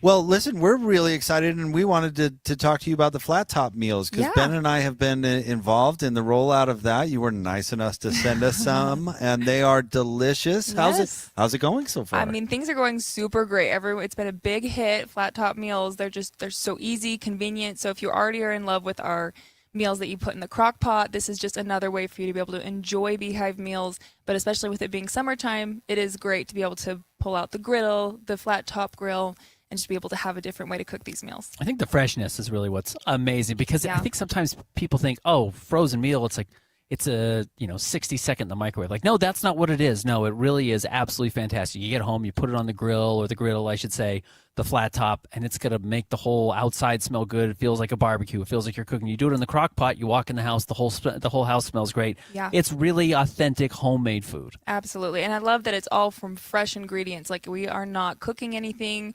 It's all the fresh ingredients that have been vacuum sealed and sent to your door, frozen, and then all you're responsible for is just doing that last step. So we're taking care of the prep, the getting it to your door. You don't have to worry about the meal planning. We take care of all that for you. But you're not reheating anything. Not reheating anything. So you're getting that fresh homemade flavor, just like you said, because you are making it in your home.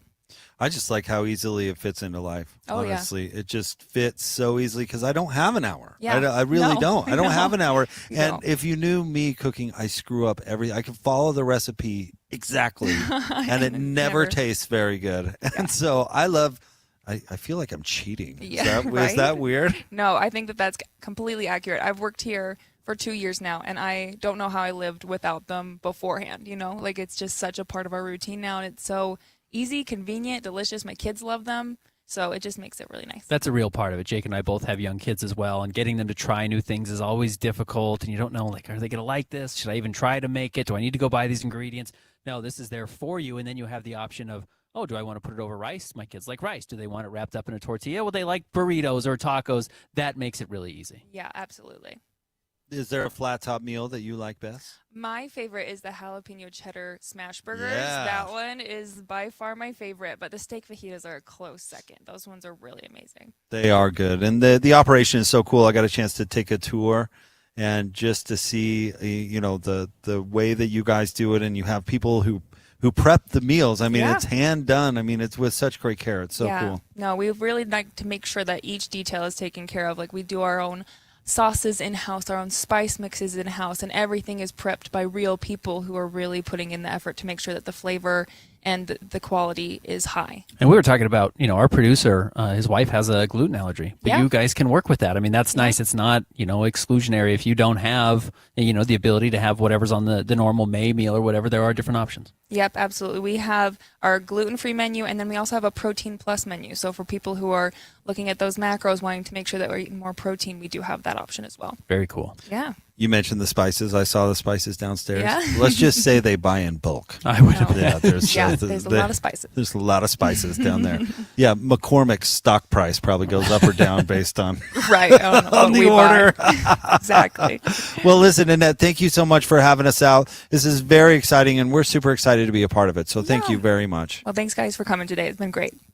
You bet. There you go. That is Annette. She is the director of marketing here at Beehive Meals. Want to encourage you, get online, beehivemeals.com. And, of course, check out all those great slow cooker meals. But the flat top meals are amazing and they're brand new. So you want to make sure and to check that out. Use the promo code. Zone. The promo code Zone gets you a discount. Use the Zone on beehivemeals.com. Get $20 off your order. So awesome. Good way to start if you've never tried it before. All right. We'll have more Jake and Brand straight ahead. Stay tuned. 97.5, the KSL Sports Zone. And now, a look at traffic from the KSL Traffic Center.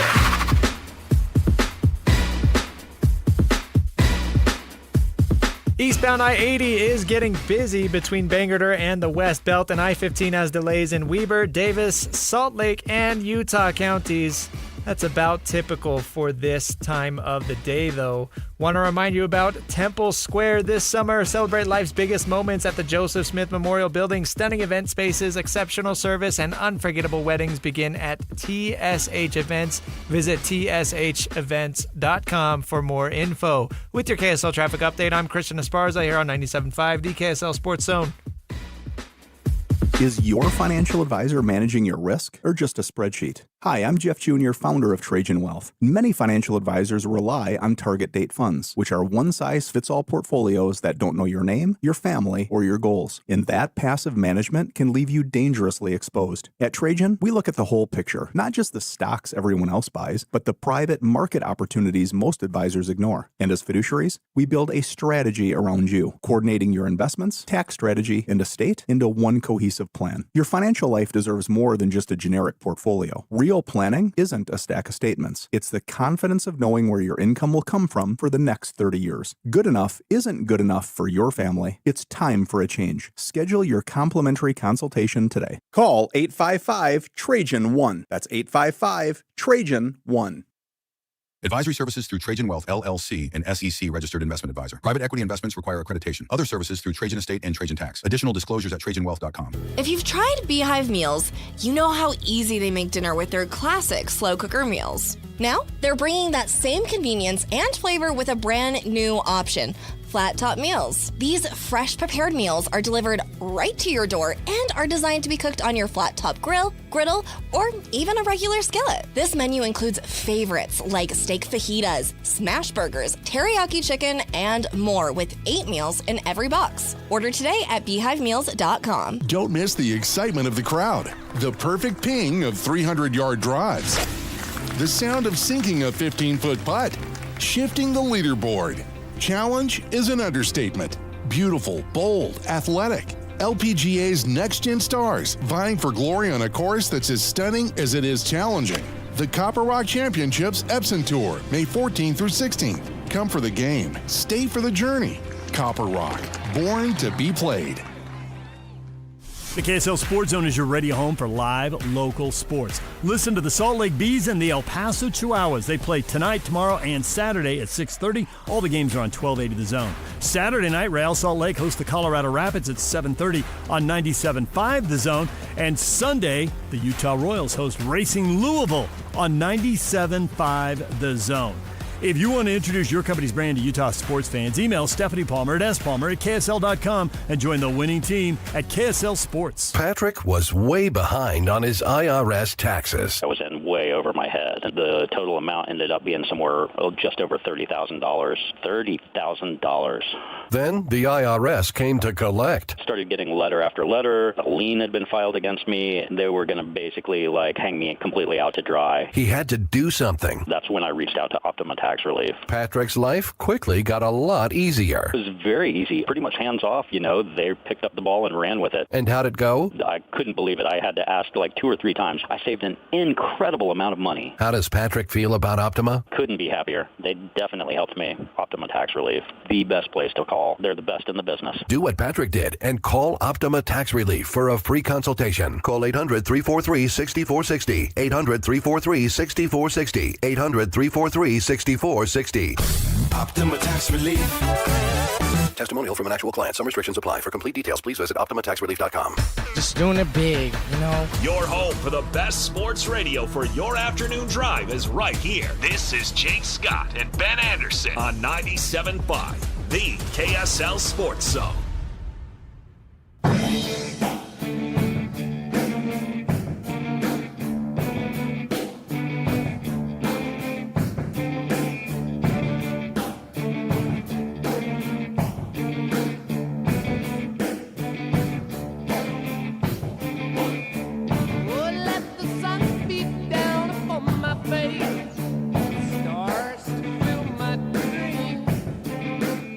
Jacob Ben, 97.5, the KSL Sports Zone. We're broadcasting live from Beehive Meals, their brand new facility right here in Ogden. It is beautiful. We're having a great time. Check out what they're all about at beehivemeals.com. We're also doing a promo code ZONE. Get you a little discount.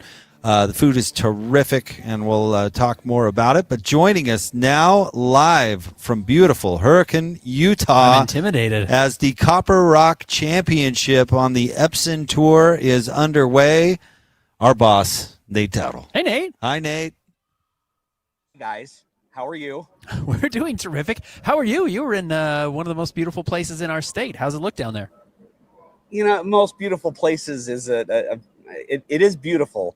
But it is Hurricane, and so it's living up to its name. It is windy. Oh, my gosh. It was actually fine this morning, and I'm in if you can see on the video stream, I'm in the lovely media corner of the volunteer tent just to be able to talk to you without the wind completely blowing me out. It's pretty nasty at the moment. There's some local flavor to this tourney, Nate? There is 3 people, 3 players that live in Utah are in the field. All kind of earned their way in. They're technically sponsor exemptions, but they all kind of played their way into those exemptions. MJ Berrigan, who plays at BYU, she actually was playing in the NCAA regionals just Monday, Tuesday, and Wednesday, just yesterday. Finished in Louisville, flew here on a late flight, and got into Vegas, and her own father drove her up and is caddying for her. So her, Haley Sturgeon, who's a 7-time Utah PGA Player of the Year, 7 consecutive years, and she's also 18 weeks pregnant, so she's competing in the field. And Navy Hubbs, who's actually a 17-year-old who plays high school golf at Salem Hills, Utah. Nate, how are the scores? You mentioned the wind. Looking back last year, 13 under was good enough to win the tournament, but the year before, 22 under was the score the champion had. So curious, are we seeing them put up numbers despite the weather? Yeah, the players that went out this morning are putting up numbers. Caitlin Pierce from Australia currently leads at 8 under par. And then there's a group of 3 right after that. Samantha Wagner, Lindsay Peak, and Mary Parsons. They're all at 6 under. So, but if you can get out early, as tends to happen in these tournaments, especially here in a desert climate, if you can get out early, you can actually have a chance to put up numbers. Those players that are getting out late, the course really dried out. I was actually Haley Sturgeon is out right now. She's currently 1 over. She had a double bogey that she recovered from on the back 9, got a shot back, but the course really dried out in the afternoon. And you're seeing Haley put up a lot of pars instead of a lot of birdies, where she's got the talent to put up a lot of birdies if she can get out at a decent hour. I think she's teeing off at noon tomorrow as well. So it's all dependent on the time you get out, and if you get out early, you do have the chance to really go low at this tournament. Nate, we were talking about how cool some of the great golf opportunities are in Utah and how it's growing. As far as events you've covered, I don't just mean golf exclusively, but how does this stack up? This is a big deal. This is really a big international tournament. Yeah, I mean, a lot of international flavor. It is a big deal. I mean, you have, of course, the the LPGA and PGA tournaments over at Black Desert, but this tournament is on the road to that LPGA event. A lot of the players that you see playing here will be playing in that event either later on, either next year or the year after that. I believe they have a couple-year contract down there. But the players that you see playing in this tournament will be on the LPGA tour in the next few years. So it is a big deal. And I tell you, it's really cool seeing. I mean, I'm a hack. You both have seen me play golf.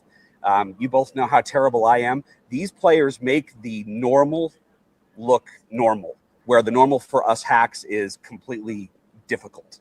And to see them do that, that's the kind of the coolest thing is like a 10-foot par putt that you and I and most other people would, fly by the hole by a good couple feet, and then we'd have some work just to make bogey coming back. They make that look normal and mundane and run of the mill. And that's kind of the cool part about it. It's amazing if you've never seen a golf tournament in person, LPGA or PGA, or even we were talking about the Corn Ferry Tour that come through, or of course the Epson Tour. It's amazing how good you have to be to play at that level. You have to be so good. Again, much better than you and I. And again, I've seen the two of you play golf, so we're on the same level, the three of us. It's true. Nate, thank you for dropping in. We appreciate it, and we're going to catch up with you tomorrow too. Yeah. Yep. I'll be back tomorrow with a short little update. I'll talk to you guys buddy. then. Thanks, Nate. Thanks, Nate. See you guys. That is our buddy Nate Dowdle, of course, our boss. So we've got Pretty insulting to you. Say you're on my level golfing.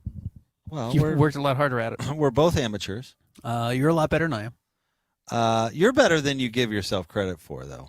I can't hit. In my opinion, I can't hit the ball off the tee at all, and you really drive it down there. I've seen you really whack it a few times. I have. It's not always going straight. But you did hit an old lady on a cart. I did hit an old lady. I hit her blanket, but she was behind the blanket. But she was under cart. the blanket. Yeah. So yes, I guess technically, that guy could have, because she was with, I think, her son. He could have been a lot more angry than he was. Yeah, he wondered what I was doing, and I said, "Buddy, I've got the same questions," and that kind of calmed everybody down.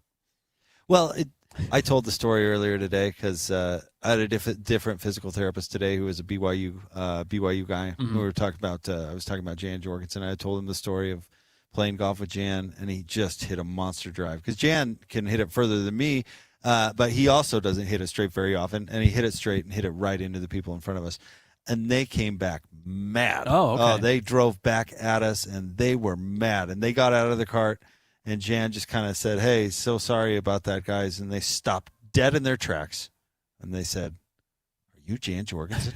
It's an honor to be hit. It's an honor to have you hit into us, Janimal. They turned out to be huge Jan Jorgensen fans. I initially thought they stopped in their tracks because Jan is giant. Yeah, right. But they knew that he was Jan Jorgensen, defensive end at BYU. But never drive back in anger to see who hit into you, because it might just be a giant former MMA / high level college football player. Yeah, and you're not gonna, or like the hockey guy. Yeah, who beat up that other dude on the. Although, was that about hitting into him? I can't remember what that was all about. I can't remember the backstory. Yeah, or bang, were they playing bang, slow? Bang, bang, come on, man. Yeah, I can't remember. Bang! Come on, man. Bang! I got it all on record. Come on, man. I still can't get over that he's like providing his own sound effects commentary as he's beating up somebody. Be tough. Yeah. When you were getting manhandled by that bouncer at that concert. Yeah, right. He wasn't saying, you choke hold. Full Nelson. Stop. You're bigger than I am. No, he didn't provide his own. He didn't provide his own sound I had to effects. figure it out myself. No. Did you make any noise? I couldn't breathe. No. No. There's no air. Squealing. All right. It is Thursday, and it's very appropriate that we are here at Beehive Meals, because they are the sponsor of the Beehive Meals Hero of the Week, and we love this promotion. And Beehive loves to be a great member of the community, and so do we here at the Zone. And we love recognizing people that deserve it, and that's what the Beehive Meals Hero of the Week is all about. And the winner this week goes to Brett Allen of Monticello Academy. Nominated by coworker Carrie Beakey. Here's what Carrie had to say. Coach Allen consistently goes above and beyond for our school community. He always brings a positive attitude and a smile, spends countless hours supporting students and staff, and somehow still seems genuinely happy to be here every day. His dedication and enthusiasm make a real difference for all of us. So congratulations to Brett Allen, and keep up the good work. Yeah, very cool. Fun to be down here for the Beehive Heroes of the Week while we're hanging out at Beehive Meals. Indeed. I thought, of course, they scheduled their grand opening around that announcement, but that might just be coincidental. But if you're Brett Allen out there, they planned it around you, bro. Congratulations. Oh, look at him. Very cool. Yeah, that's awesome. Oh, that is awesome. Yeah. So there you go. If you want to nominate a youth sports volunteer that that goes above and beyond, go to kslsports.com/contests and fill out that nomination, and then listen on Thursdays as we announce the winner. But great promotion. Stoked to be here at Beehive, and excited for them to be a part of it. We do have, is it true, Christian, we have tickets to give away, Royals tickets? Let's get caller number 12 right now, 801-575-ZONE. 801-575-ZONE. You're going to win a 4-pack of tickets to go see the Utah Royals versus Racing Louisville on Sunday, May 17th. That's this Sunday at 6 o'clock at America First Field. I got to Google this, Ben, but did you see that a country, I think it was it Bosnia and Herzegovina, that picked Salt Lake as their home base for the World Cup? Uh-huh. How about that? Yeah, very cool. Have you been out to I'm not sure, I would assume you have, that facility out there, though, in Harriman that they've got going with all those fields and stuff? Yep. Perfect home base, yeah. I would think, for a World Cup team. Then you've got the Salt Lake International Airport right there. I'm surprised that maybe there weren't some other countries that were signing up for that. Is it where Messi was practicing when Inter Miami came in? Probably. Where all the photos were coming from? I wonder if it was the same facility that they were practicing at. Well, A, it's just gorgeous, and B, yeah, not many places. You can't go to any town that has an airport that's 10 minutes from downtown, and then what is that? Half an hour, 30 minutes from the academy. So no, it's very cool. I'm not surprised that you're going to see more and more teams, especially if they have to play in the United States, and it's not hard to get around. Want to come in and practice here. I was correct. Bosnia and Herzegovina. Very cool. So they're operating. So does that mean that we're obligated to cheer for them? I'm on board. Sure. Oh, well. Get Nurk down there. Yeah, I was going to say, Nurk, the Bosnian Beak. He needs to be like some sort of ambassador. Liaison at the very least. He could teach yoga now that he can breathe. He could teach you some soccer tips. Yeah, right. Probably run a little more out there. Oh, that's very cool. It's cool to have that facility. We have some great sports facilities here. The Jazz just announced their Intermountain Healthcare facility out with in between the Jazz and the Mammoth Arena, or their practice facilities. No, it's very cool. This is certainly a sports state on the rise. We're just talking about Nate down at the event as well. It's really cool. Yeah, down at Copper Rock. We're hosting big time golf tournaments now. I mean, that was I can't tell you how many old hot take sports radio topics are coming to fruition. Will Utah ever get another professional, high franchise or whatever? And the next thing you know, the NHL is here, and Major League Baseball could be right around the corner. We always talked about whether or not that we could host a PGA tournament, event, and lo and behold, all this stuff is happening. LPGA, PGA, it's great. Yep. Good time to be on sports radio, Ben. Stay tuned. We're live here at Beehive Meals. It's the grand opening of this new facility. Ben, you really do need to get downstairs and see the freezer because it is impressive. Yeah, it's super cool. But the ribbon cutting is going to happen today. In fact, it's going to happen in about 20 minutes. And, of course, Elise and Adam, the founders, are going to be there. The mayor of Ogden is going to be here. Ben, you going to go out and shake some hands? Absolutely. That's why I'm here. See if we can get some of that good Ogden City money on the show. Maybe they could sponsor us. Okay. Brought to you by Ogden. That'd be amazing. The tourist industry of Ogden? Yes. Yeah, okay. Go press the flesh out there. Go make that happen. Okay. Got a big time politician here. Happy to do it. Oh, good. That'd be awesome. Jake and Ben Show, brought to you by Ogden. Ogden, the best town in Utah. I love that. Yeah. We need to make that happen. All right, stay tuned. We've got Live at 5 coming up right around the corner. We'll get back to some NBA talk, some drafts as well. It's the Jake and Ben Show, 97.5, the KSL Sports Zone. Hockey fans, let your voice be heard with the Utah Mammoth Fan Forum. Visit the Utah Mammoth page on KSLSports.com to connect with the team, other fans, and our KSL Sports insiders. Start chatting today in the Utah Mammoth Fan Forum on KSLSports.com. Want to get the latest info on Utah's newest sports franchise? Sign up for the Utah Mammoth newsletter. Get exclusive analysis, plus the latest news and notes on the Utah Mammoth. Sign up today at KSLSports.com for the Utah Mammoth newsletter.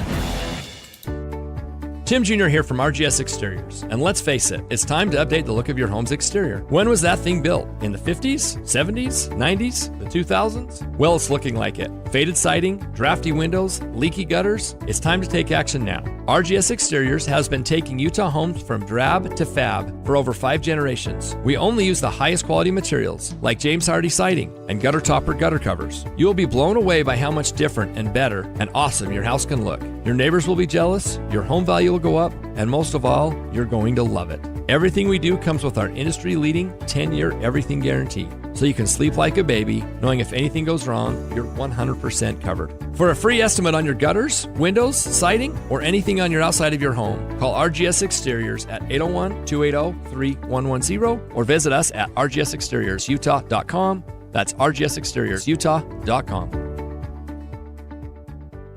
Only one type of burger. For every pallet. Fries are extra. Large in size. We've got the shakes. Going over the brim. Hey, this is Chris from JCW's. Put a positive, delicious spin on your day at any one of our 5 locations.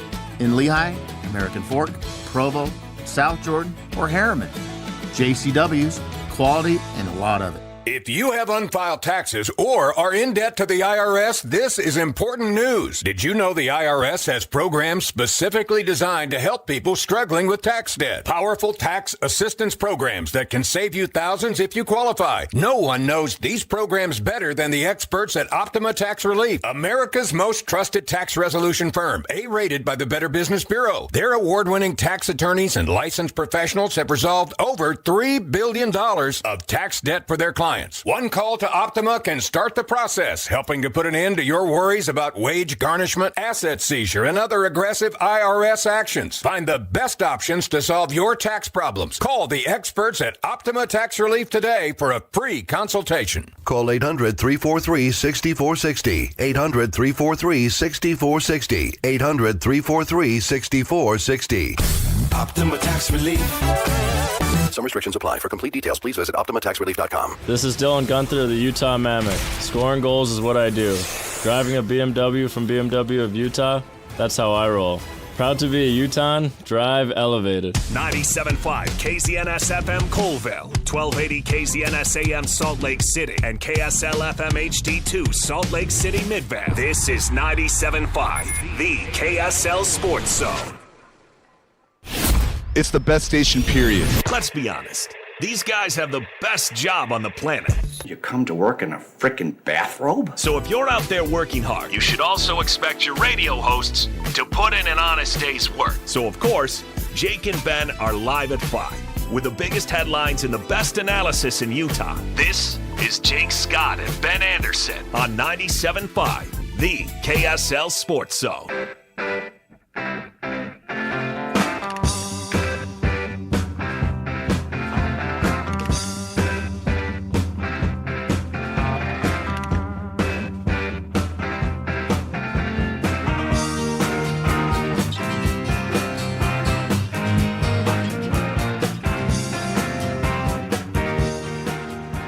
Jacob Ben, 97.5, the KSL Sports Zone, live from Beehive Meals. We're having a great time. It's their grand opening of their brand new facility out here in Ogden. Want to remind you to join Scotty G and the coach coming up tomorrow from 10 to 2 at Tim Daly Mazda in Sandy, 10785 South Automall Drive. Go say hi to those guys.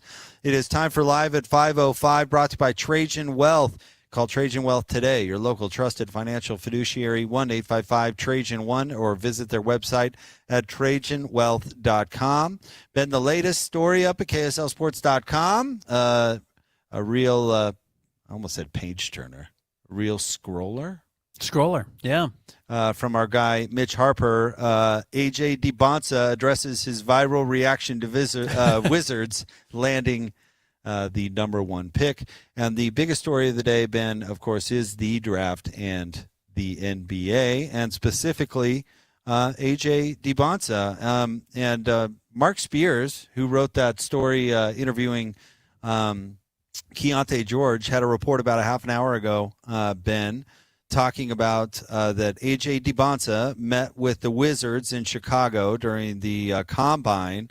Washington is supposed to meet with multiple players in D.C. for the top pick, according to a source. DiBonza also met with, ready?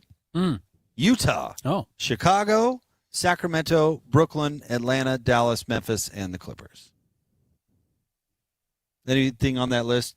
You know, I thought, God, why is he interviewing with so many teams? Like, who cares? He's going to go 1, 2, or 3, right? But I wonder if any of these teams are interested in maybe trading up. We talk about the Jazz trading up. Maybe somebody else. Yeah, so, no, I honestly wonder about that more than I do the Jazz trading up to 1. Would Memphis give up, the 3rd pick and all the assets they got from the Jazz in the Jaren Jackson Jr. trade to try and get up? If they think that you get the top guy, this would be the number 1 pick in this case, or if you get either of the top 2 guys, which it seems like the more you listen to people talk, and again, it's so early in this process still, but it seems like you're almost separating the top 4 into the top 2, and then the next 2, the top 2 being AJ and Darren Peterson, and the next 2 being Cam Boozer and Caleb Wilson. If someone would try and make that jump from 3 to 1 or 4 to 1, a la the Chicago Bulls, and would that be the team that jumps the Jazz? The nice thing is the Jazz are 2. They don't have to do anything. If they do feel like it's that top 2 value, good for them. It doesn't matter if somebody moves ahead of them. They're still going to get one of the 2 guys. Speaking of Mark Spears, he reported that the Jazz have already inquired with the Wizards as to what it would cost to move up to number 1, which I don't know. I don't know if that's really breaking news. I mean, these executives are talking all of the time. Wouldn't it be just part of diligence to find out what it would take to move up? I don't know. Do you put much stock into that kind of reporting? I think you owe it to yourself to figure out what it would cost to move up, just to get a sense of, A, what are they asking? Because B, what should you be asking? What if someone comes to you and wants to move up to the number 2 overall pick? Again, if you're basically drafting 1A and 1B in this draft and these players are the same caliber, maybe get a sense of what Washington's going to be asking for, and what you need to be asking for if you're thinking of moving off the spot. Because, again, Jazz should be considering it. I don't think it's going to happen, and I don't think Washington's going to trade either. But you would hate to leave a stone unturned that could have been a much better move for you if someone wants to do something crazy. And, I don't think it's going to happen. But, yeah, guess what? If Minnesota calls and says, man, we're sick of this Anthony Edwards guy. We'd love the number 2 pick. Okay. What a deal. Sounds like a real plan. So you owe it to yourself to at least turn over every stone and see what's under there, see what's available. If you were the Jazz, Austin Ains, Justin Zanuck, what would be an acceptable cost to move up to number 1? Maybe a future first. And the number 2 pick. And the number 2 pick for number 1. That's all? Yeah, I'm not going crazy to move up. Look, if I'm being completely honest with you, I would take Cam Boozer number 1. The Washington Wizards should take Cam Boozer number 1. They need a guy. They need a guy who's going to hit. They need a guy who's going to come in and be their entire system, and they're going to build around him, and he's going to be safe, and it's going to be not. And safe doesn't mean low upside, but they just need a guy who's going to come in and make it and be their identity and give them some real respectability that they have not had for a long time. They should take Cam Boozer number 1 overall, but these guys are all equally awesome and all have a potential to not make it. These are not perfect players. These are not the LeBron Jameses of the world. These are not Hakeem Olajuwon.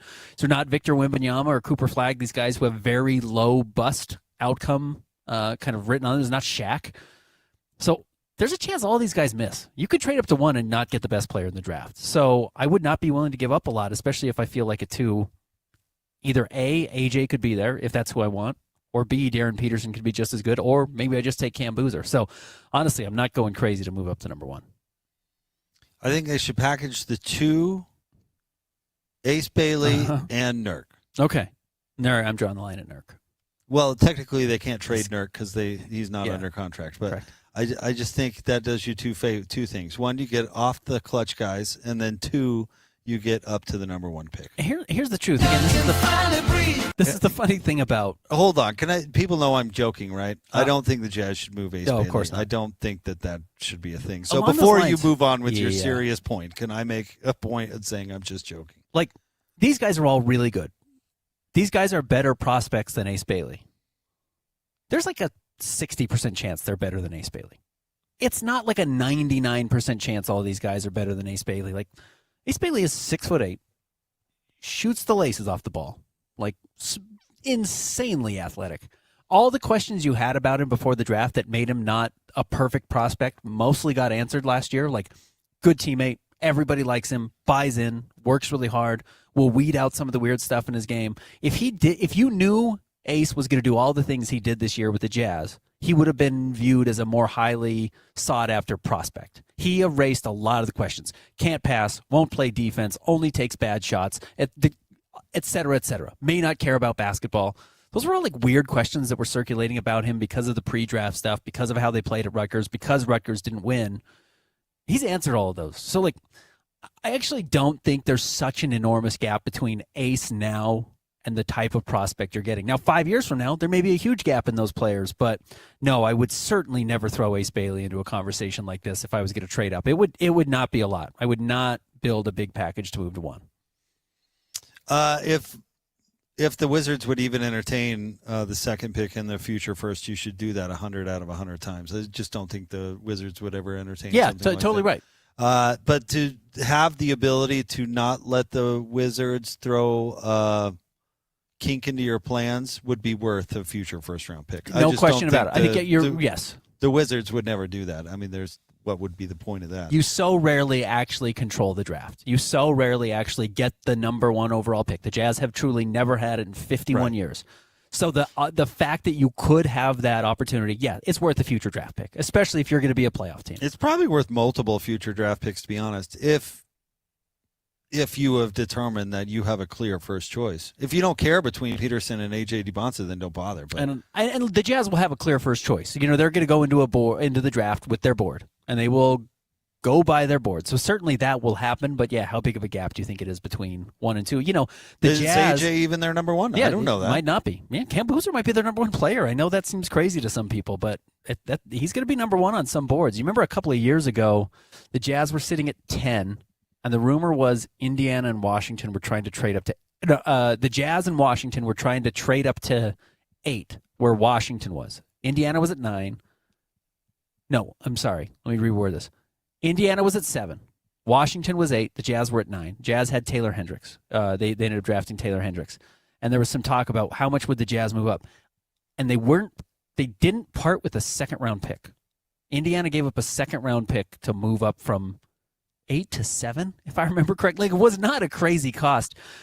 If you don't think there's a huge difference, don't pay a crazy price. And clearly the Jazz didn't see a big difference between, I think it ended up being Bilal Coulibaly and Taylor Hendricks. They said, yeah, that's not worth a second-round pick. It's like, okay, good for you. You held on to that asset however you wanted to use it. Can't remember exactly what Indiana paid or what Washington paid to make that deal, but it was not absurd. If you're comfortable and you don't think there's a big gap and you just kind of say this guy is in this tier and these guys both in the same tier, we're happy to have them, I wouldn't go crazy. But yes, the number 1 pick is a different animal, but that doesn't mean you empty the coffers to get there. No, I wouldn't think so. I'd kick it around for maybe a couple of peripheral players if there's somebody the Jazz have that the Wizards would be interested in. I was just curious on where you were at on that. That continues to be a hot topic, the Jazz possibly trading up. But I keep coming back to, I wonder if that's just smoke because it is lying season. And if Washington thinks they can get one over on the Jazz by pretending to take the Jazz quote-unquote guy. I mean, you go back to, who was it that was, it was your guy, the Doug Gottlieb, who was using AJ and Ryan Smith as the example of tampering. If you want to look at tampering, no one's ever been more tampered with. Nobody's ever been more tampered with. Well, Washington probably will play that or try to play that to their advantage if they were smart. Washington should be doing nothing but telling everybody who will listen that they're going to take A.J. DeBonza. Yep, no question about it. They should leak it. They should say it today. Mark, all right, he's our guy. He's our guy. No matter what, we're taking this dude. Because if everybody truly believes that about the Jazz, that they would do whatever to get A.J. DeBonza, they should be leaking it to everybody who listen that that's who they're going to take. So what do you believe? Who do you believe? I don't know if I even believe the Jazz would have A.J. as their top prospect. I have no idea. I don't think Danny or the Angels, Austin, of course. I don't know if they're what am I looking for, Ben? I don't know if they're a little more cold than that. Mm-hmm. I don't know, loyal. I don't know, in this situation, are they what led Robert Sarver to pick DeAndre Ayton? This weird romanticism with the local guy or whatever. I don't know if the Angels are like that. Like that? There we go. What's funny? We talk so much about Markelle Fultz, Jason Tatum trade being one of the greatest trades of all time. The reason it's great is because Jason Tatum's better than Markelle Fultz. And I honestly forget this just because I remember it was like, oh, Danny Ainge being Danny Ainge again. The Celtics only got 2 more future firsts back in that deal. And one of them turned into Romeo Langford, who was a huge bust. Mm-hmm. And the other one doesn't even have a name associated with it. It was the future first-round pick will either be the Lakers' 2018 pick if it falls between 2 and 5, or the better of Philly and Sacramento's 2019 picks, unless it's the number 1 pick. Like, Basketball Reference doesn't even have what that pick turned into. It doesn't really matter. It doesn't. What mattered was you got Jason Tatum over Markelle Fultz, and that was the better player. But that's not a huge price to pay for Philly to move up to the number 1 pick. They just picked the wrong guy. Well, I honestly don't. Who knows who ends up better than who, and there is a bit of a crapshoot to it. I think what's brilliant about it is Boston got their guy. Correct. Boston got their guy at 3 instead of at 1. So anything that you put in your pocket is gravy. And that really is the essence of what the draft is about. We get so focused on numbers and who slots in where. Yeah. I mean, it's the reason the Jazz got painted into a corner to take Dante Exum, because we got so focused on who is slotted where as opposed to who the player is what matters. Yeah. Players get so focused on going number 1. If I were A.J. DeBonza, I wouldn't want to go number 1 because I wouldn't want to go to Washington. But we get so focused on the slot and the label, we lose sight of the actual story. The actual story is Boston got their guy, the guy that they wanted, the identifiable, this is the best player in the draft, we believe. Mm-hmm. And he got it at 3 plus 2 first-round picks. Right. Those are 2 first-round picks that you didn't have before the draft. Who cares what you do with them? I mean, it matters. Sure, but of as course. far as evaluating the trade goes, it's easy to look hindsight and go, what did you say, Romeo Langford? Yeah. Go, look, who's that guy? Well, it was a first pick. It was an asset that they got for essentially nothing. They didn't sacrifice anything to pick up those 2 picks. They still got their player. They did. That's the brilliant part about that trade. They never for a second were going to take Markelle Fultz. Right. But they convinced Philly they were. But the funny part about that, so let's flip this on his head, and let's say Danny Ainge never trades the pick, and he takes Jason Tatum number 1 overall. Great. You did an awesome job. This is the best player in the draft. That was a good pick. Home run. Like, that's kind of the weird part of it, where if I'm Washington, I'm not trading back unless I'm getting an absolutely insane haul. Because if I trade back to 3 and I don't get the best player in the draft, and someone at 1 does, I'm a clown now. Now, this is the inverse of that, where Colangelo looked like a clown because Danny Ainge played him and got your assets from him, plus got the best player in the draft. This would be the inverse of that. If you think that AJ is the best player in the draft and that's why he's the number 1 pick, or you think Darren Peterson's the best player on the board, or even Cam Boozer, even though, like you like to say, Jonathan Givony doesn't think Cam Boozer's the number 1 guy. If you think he is, the best part of controlling the draft is you get to pick your guy. Frank Layden got booed for drafting John Stockton because people said, who? And Frank said, this is my guy. And by drafting whatever it was, 16th, I have control of the rest of the board at this point, and he's still there, and I think he's the best guy, so I'm going to take him. And I think sometimes we do say, like, is that worthy of a number 1 pick, versus viewing it as you just have the first selection. You have your first ability to make what you want to have happen happen and just operate that way. Not, oh, you have to do X, Y, and Z because it's the number one pick. I think that's how you do get in trouble. But see, that's how Danny came out so ahead in that draft, was he played the game. Because the year, played it. All year was Markel's the number one guy, and he knew that, and he let that narrative sink somebody else. So, in my opinion, if Washington thinks that Boozer is their guy, they should trade out. They should trade down to 3, or they should trade to 2, because nobody thinks that Cam Boozer is going to go number 1. So you can get your guy at 2 and put another asset in your pocket. That's the strength of their position. If they are truly a Peterson team, why not? Trade back with the Jazz. Take an asset. In your scenario, it would be an extra first-round pick. You still get your player, and you picked up an asset you didn't have before. That's the brilliance of the move. I don't think Washington's smart enough to do that. I mean, look, Cleveland took Anthony Bennett out of nowhere, right? Mm. Even if Anthony Bennett was their guy, they should have traded back to 8 to take him. Yeah, right. He could have slipped. He could have. So, yes, you do, in a sense, control your own pick, but you got to play the game because other teams are dumb, and other teams buy into the slot method. By the way, the Jazz could do the same thing. That's the delicate dance of it. Jazz could say, I know Memphis wants Darren Peterson, even though they're like the most Cam Boozer team that's ever existed, but also along those lines. If they know that Memphis is going to want Cam Boozer, the Jazz should absolutely be floating that we're taking Cam Boozer, no question about it. We know he's going 2. So if you want him, you got to get up to 2. Exactly. Do you want to send us one of those picks back that we just sent you for Jaren Jackson Jr.? You're not going to get the Suns pick, but maybe you get the Lakers pick back next season. Maybe you can get something back to drop back from 2 to 3. All those options are on the table if you know you have that type of control. And yes, there is value in that, certainly. Like if Ace Bailey was the number 1 guy on the Jazz draft board last year, or 2 or whatever, you're not going to get Cooper Flag. They were really smart not to trade up to get him because they knew that that Charlotte was going to take the Duke guy, because of course they were, and everybody knew that Philly was on Edgecombe. Yeah. So they had what, in theory, I don't know, was their second player who they slotted as number 2 fall to them at 5. Who cares where you got him? Yeah, absolutely right. You have to make that calculus on how to get your guy. That's the point. You got to get your dude. You bring up this example quite a bit. You're totally right with the Keontae Hendricks draft. Danny Ainge wanted Keontae so bad he was thinking of taking him at 9. Yeah. Super smart. Right. They almost traded up to 10 to grab him so they could get him back-to-back, and they said, we know we can get him later. We still got our guy at 16. Who cares? Yeah. That's why, Joe Dumars made the dumbest trade in draft history last year. But if he had just protected that pick, it would have been brilliant. Yeah. Go where you got to go to get your dude. And Right. we'll see what happens with Derek Queen.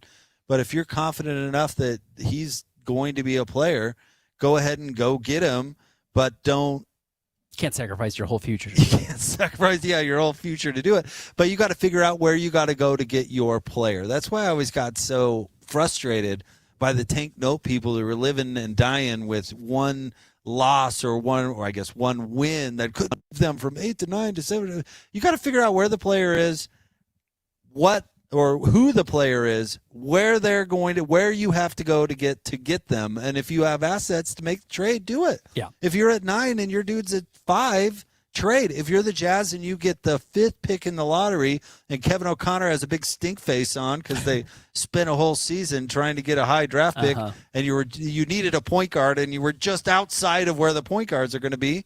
Well, you trade up to 3 and you draft Aaron Williams. I mean, it is I think the fun. That part of the draft is the most fun part of the draft, in my opinion. I hate drafts that don't have any trades, and they just sit there and go slot after slot. Yeah. I like to see do your maneuvering, play the game. If the Jazz truly want to get A.J. DeBonsa, well, then you got to trade up to get him. But if you'd rather have DeBonsa or Peterson, let the Wizards do it. I mean, I don't know. I love the draft, part of the draft. And you know what the Jazz did last year was very smart, because remember on draft night, the rumor was the Wizards were going to trade up to 4 with the Hornets to get the 4th pick because the Wizards really wanted to draft Ace Bailey. Mm-hmm. And they were worried he would not be on the board at 5 after the Jazz picked. And certainly that ended up being what happened. But Charlotte wouldn't drop back to 6 because they thought if Ace Bailey was off the board, the Jazz were going to take Knippel. And the Jazz just kind of let it all sit out there. Jazz just kind of said, like, yeah, probably. And sure. then they got their guy. And then the Jazz still got their guy because Charlotte couldn't back off of their pick at Con, which ended up being a great pick, but Washington couldn't move up in front of them because they couldn't get because Charlotte wasn't going to be sure that their guy was going to fall to 6. And yes, that's the type of strategy that I agree with you is really fun, and I will be curious how that plays out here. In all honesty, like I said, if I think Washington should draft Cam Boozer. I'm not kidding. I just think he provides a level of adult security that they need as an organization. Yeah, but now you're saying Washington should draft for need. No, they need a culture, and he brings culture, and he can also be the best player in that sense, not because he fits next to Alex Sarr or Koulibaly or anything like that. I think there's a real argument. I think he might be the best player in the draft. That's not a lie for me. I really think he might be the best player in the draft. And then I think there's some safety there. And because of the new lottery rules that are coming in, that's going to make it so hard to rig it to get a top 5, top 6, top 7 pick. I think they should take advantage of this opportunity to get Boozer. They should be the team that drops back to 3. If they don't think the Jazz are going to take him, they should drop back and try and get that 2031 asset from the Suns that the Jazz traded. You should get that pick plus Cam Boozer and let somebody else go up to 1 and make that decision. I totally agree. If Boozer's their guy, they should trade back. That's exactly what I was thinking as well. Honestly, if you want the North Carolina kid, you should drop back too. Mm-hmm. But no, the Wizards will take somebody slotted at like 10. I'm trying to think of some of the crazy reaches. The Suns for a while were just like out of nowhere. Cam Johnson ended up being a good player. He's a fine player, but they drafted him like 15 spots ahead of where anyone thought he was going. Who's the dude I confused Alex Sarr for? Alex Len. Alex Len, yeah, right. He went like 5th. He was 5th to Sacramento. I remember I covered his first summer league in Vegas. It's not going well. Like, whoa, this guy was the 5th pick. Suns did the same thing with Jalen Smith. He just really reached on him as well. For a little while there, they thought they were a lot smarter than everybody else, which is fine. Again, you draft your guy. I have no problem with you drafting your guy, but they drafted him at 10 and probably could have traded back 8 spots and still gotten him. So, yeah, you got to take advantage of the asset, not just, well, there's a player here. How do we get the player that's slotted there? All right, Ben, we are live. Excuse me. We're at Beehive Meals, the grand opening of their brand new facility. I'm peeking out here, see if I can see the ribbon cutting. They've got a very impressive spread downstairs of like treats and cookies. And I went downstairs and I was like, oh, maybe I'll snag something. Nobody had taken anything yet, and I can't be the guy who goes and it's like, why is there one cookie missing? And then they come upstairs and the dumb radio guys there's crumbs all over everything. Like, oh, we found the moron. Yeah. We found the moron who broke up the spread. No, I'm with you. You can't be the first one at that, especially when you're not. I mean, we like to think we're a member of the team, Ben, but there are actually members of the team, like employees and all that really actually deserve first crack at the treats. The mayor's going to be here. Mayor, let him get a treat. Back of the line, Mayor. Last. Everyone else gets You're seconds lucky you got first. an invite. Go to beehivemeals.com if you don't know what Beehive Meals is all about. Of course, they are kind of famous for their crock pot meals. They send them to you. They're frozen. You just throw them in the freezer. And then when you're, need something for dinner, need something quick and easy, you just throw it into the crock pot and bang, dinner is ready when you are ready to eat it. But they're also launching the flat top meals, which you and I have both had, and they are easy and they are delicious and so good. So you've got to check it out at beehivemeals.com. Also use that promo code ZONE. Get a little bit of a discount just because you are a loyal Zone listener. They've been great partners of ours for a while now, Ben, and we're super excited to be here and see what exactly it is that they're doing. And, hey, jump on board because they're ready to get you fed. I love that it's local. I love that, what did they call it? Fresh frozen. Yep. Meaning you order it, then they make it, then they freeze it. It's not sitting here in a freezer frozen waiting for you to order it so they just unload it. That's not how they put their menu together. You order it, they make it. Well, don't forget the step, like as soon as they freeze it, they ship it. Yeah. So it doesn't sit in the freezer for, like Adam was telling us earlier, they do not make it before it's sold. So you get the order, they make the food, they freeze it, and they send it to you. It's not a refrigeration business. Exactly. That's not what they're doing here. Exactly. It's not sitting in a freezer for weeks and weeks and weeks until somebody actually orders it. That's not how they do business. And you can taste that. Yeah. Because the ingredients are very, very fresh. And you've been pointing this out all day too, Ben, and I'm glad you do, because sometimes people hear freezer meals and you think, throw it in the microwave or cook it in the bag. Yeah, or something like that. Not at all. That's not what we're talking about. Not in the slightest. You got to try it for yourself. BeehiveMeals.com. BeehiveMeals.com. Coming up next, Ben, you're not going to believe this. Stephen A. Smith may actually have some insight on something. Okay. And so we can play that. Excited to hear it. Stay tuned. 97.5, the KSL Sports Zone. And now, a look at traffic from the KSL Traffic Center.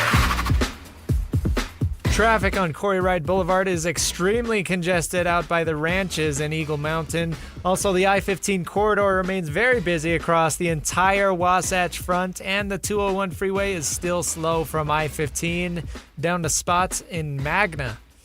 Traffic's rough, but your parking lot doesn't have to be. Keep it smoother than your summer playlist with GoPave Utah. GoPaveUtah.com. That's GoPaveUtah.com. Call or visit right now. GoPaveUtah.com. With your KSL traffic update, I'm Christian Esparza here on 97.5, the KSL Sports Zone. 3, 2, 1. This is Scotty G and Coach Tim LeCoux. Morgan Scally, head coach at the University of Utah. The hiring of Kevin McGibbon, very, very innovative. When I've watched his teams, man, he loves to fling that thing around. Are you looking to open the offense a little bit? I want to be explosive no matter where that comes from. If we're an explosive offense, but we're not physical, to me, that's the detriment to the entire team. You have to be physical, period, end of story, because a lack of physicality gets exposed at the highest levels. The priority, the premium is on physicality, and then explosive football, obviously explosive plays that can be from running the ball, from catching the ball.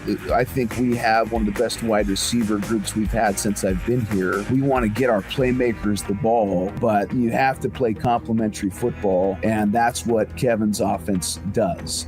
Catch Scotty G and Coach weekdays from 10 to 2, presented by Mountain Land Supply on 97.5, the KSL Sports Zone. For Jazz fans, it's been a rough few years.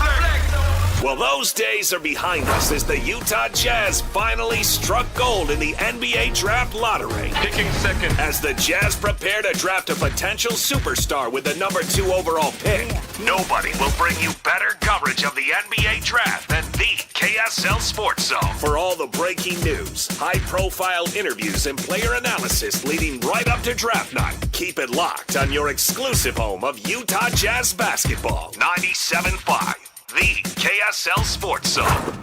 Summer savings are happening now at Paris RV, starting with the Forest River Rockwood Hardside High Wall Series A101 RV for only $13,995 or $159 a month, $499 dock fee and $0 down. Or the Forest River XLR Boost 2017B Toy Hauler for $39,995 or $399 a month, $699 dock fee and $0 down. Or load up into the Gulfstream Conquest Class C 6237 LE for $74,999 or $599 a month, $899 dock fee and 10% down. Come see me at Paris RV. Paris RV is your locally owned, family-run RV dealership. We strive hard to find the very best RVs for the price. With 4 locations, over 1,000 RVs in stock, 42 service bays, and 4 super parts stores. We're sure to help take your family on the best RV vacation. Check out our perfect family bunkhouse trailer, the 26BH, that sleeps 9 for $19,995 or $227 a month, $0 down. Life is short.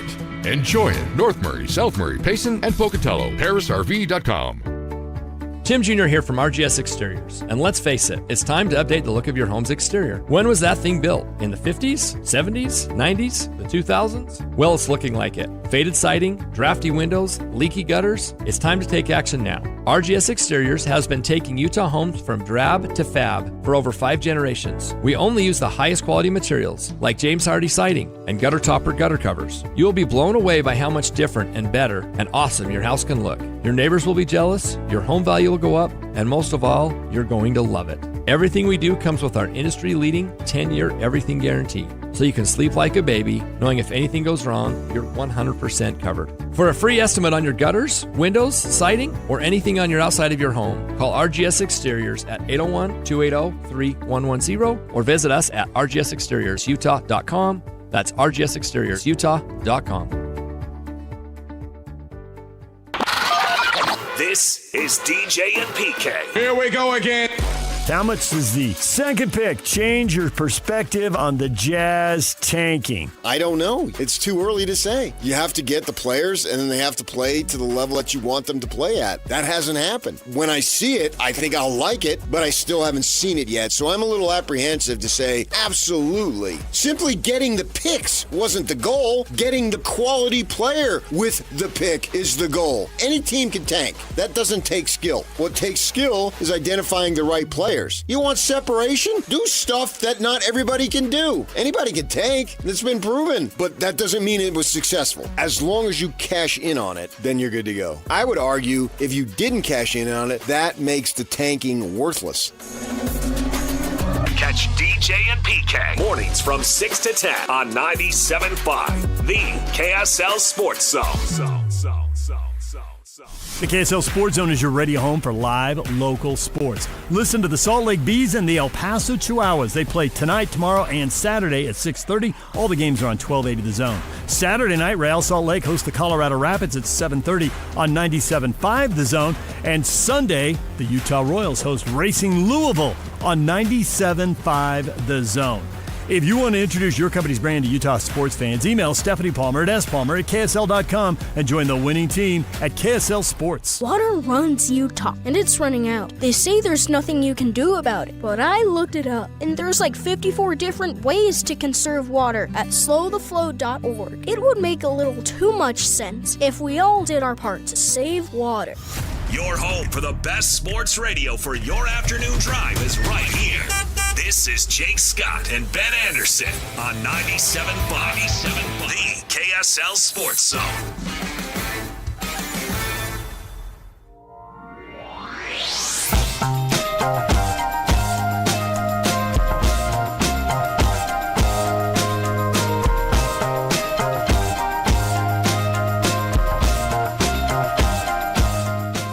Jake and Ben, 97.5, the KSL Sports Zone. Jake, Scott, Ben Anderson live at Beehive Meals, their brand new location. And it is huge and it is beautiful, and they're having a big ribbon cutting. In fact, they did that moments ago, and now they're welcoming members of the community to come take a tour. It's real cool. People are coming in and checking it out. I'm telling you, you've got to check it. The freezer is so awesome. Yeah. How they work the freezers. We were talking to Adam, and he's like, we had to figure out a way to get things frozen faster. I bet. Well, yeah, 4 million meals they've provided. It's amazing. It's insane. Yeah. It's really amazing. And this new facility is going to give them all sorts of new capabilities. And as they grow and continue to grow, because it really is a brilliant idea. It's a great product. And it's homegrown here in Utah. We talked to Elise about their story and where it came from, and it really is amazing. That was only, what Elise said, 2019, right? Late 2019. So that was only like 6 years ago. And plus there was the whole world shut down for 18 months right in the middle of that. So yeah, this couldn't have been easy. It's because it's such a good idea, because the food's so good. That's the difference, is the product is so good. Actually, the food you make tastes so good that it actually is worthwhile. So go to beehivemeals.com. That's beehivemeals.com, and find out for yourself why Ben and I have been raving about them for a while. All right, Ben, a couple of sound clips we want to get into because, of course, LeBron and his future always will be a topic until LeBron finally goes away in sometime around 2035, 2036, I'm guessing. But let's start with your guy, Windy. You're a big fan. Yep. Of the Wind Horse. Here's him talking about LeBron. Of course, how much he's going to get paid next year is a topic, and whether he'd be willing to take less. Here's Windy talking about LeBron possibly not taking a pay cut from the Lakers, but maybe somebody else. Well, the Lakers have a problem. The Lakers don't want to lose LeBron James. They don't want to lose his 21 points, 7 rebounds, and 7 assists a game, but they don't want to pay $50 million for it because the rest of the league isn't going to come bidding $50 million. But here's the reality. If you have a superstar player, and LeBron James is still an all-star, and he is still a superstar player, still a top 20, 25 player in the league, it's very hard to ask that player to take a pay cut, whether he's 21 or 41.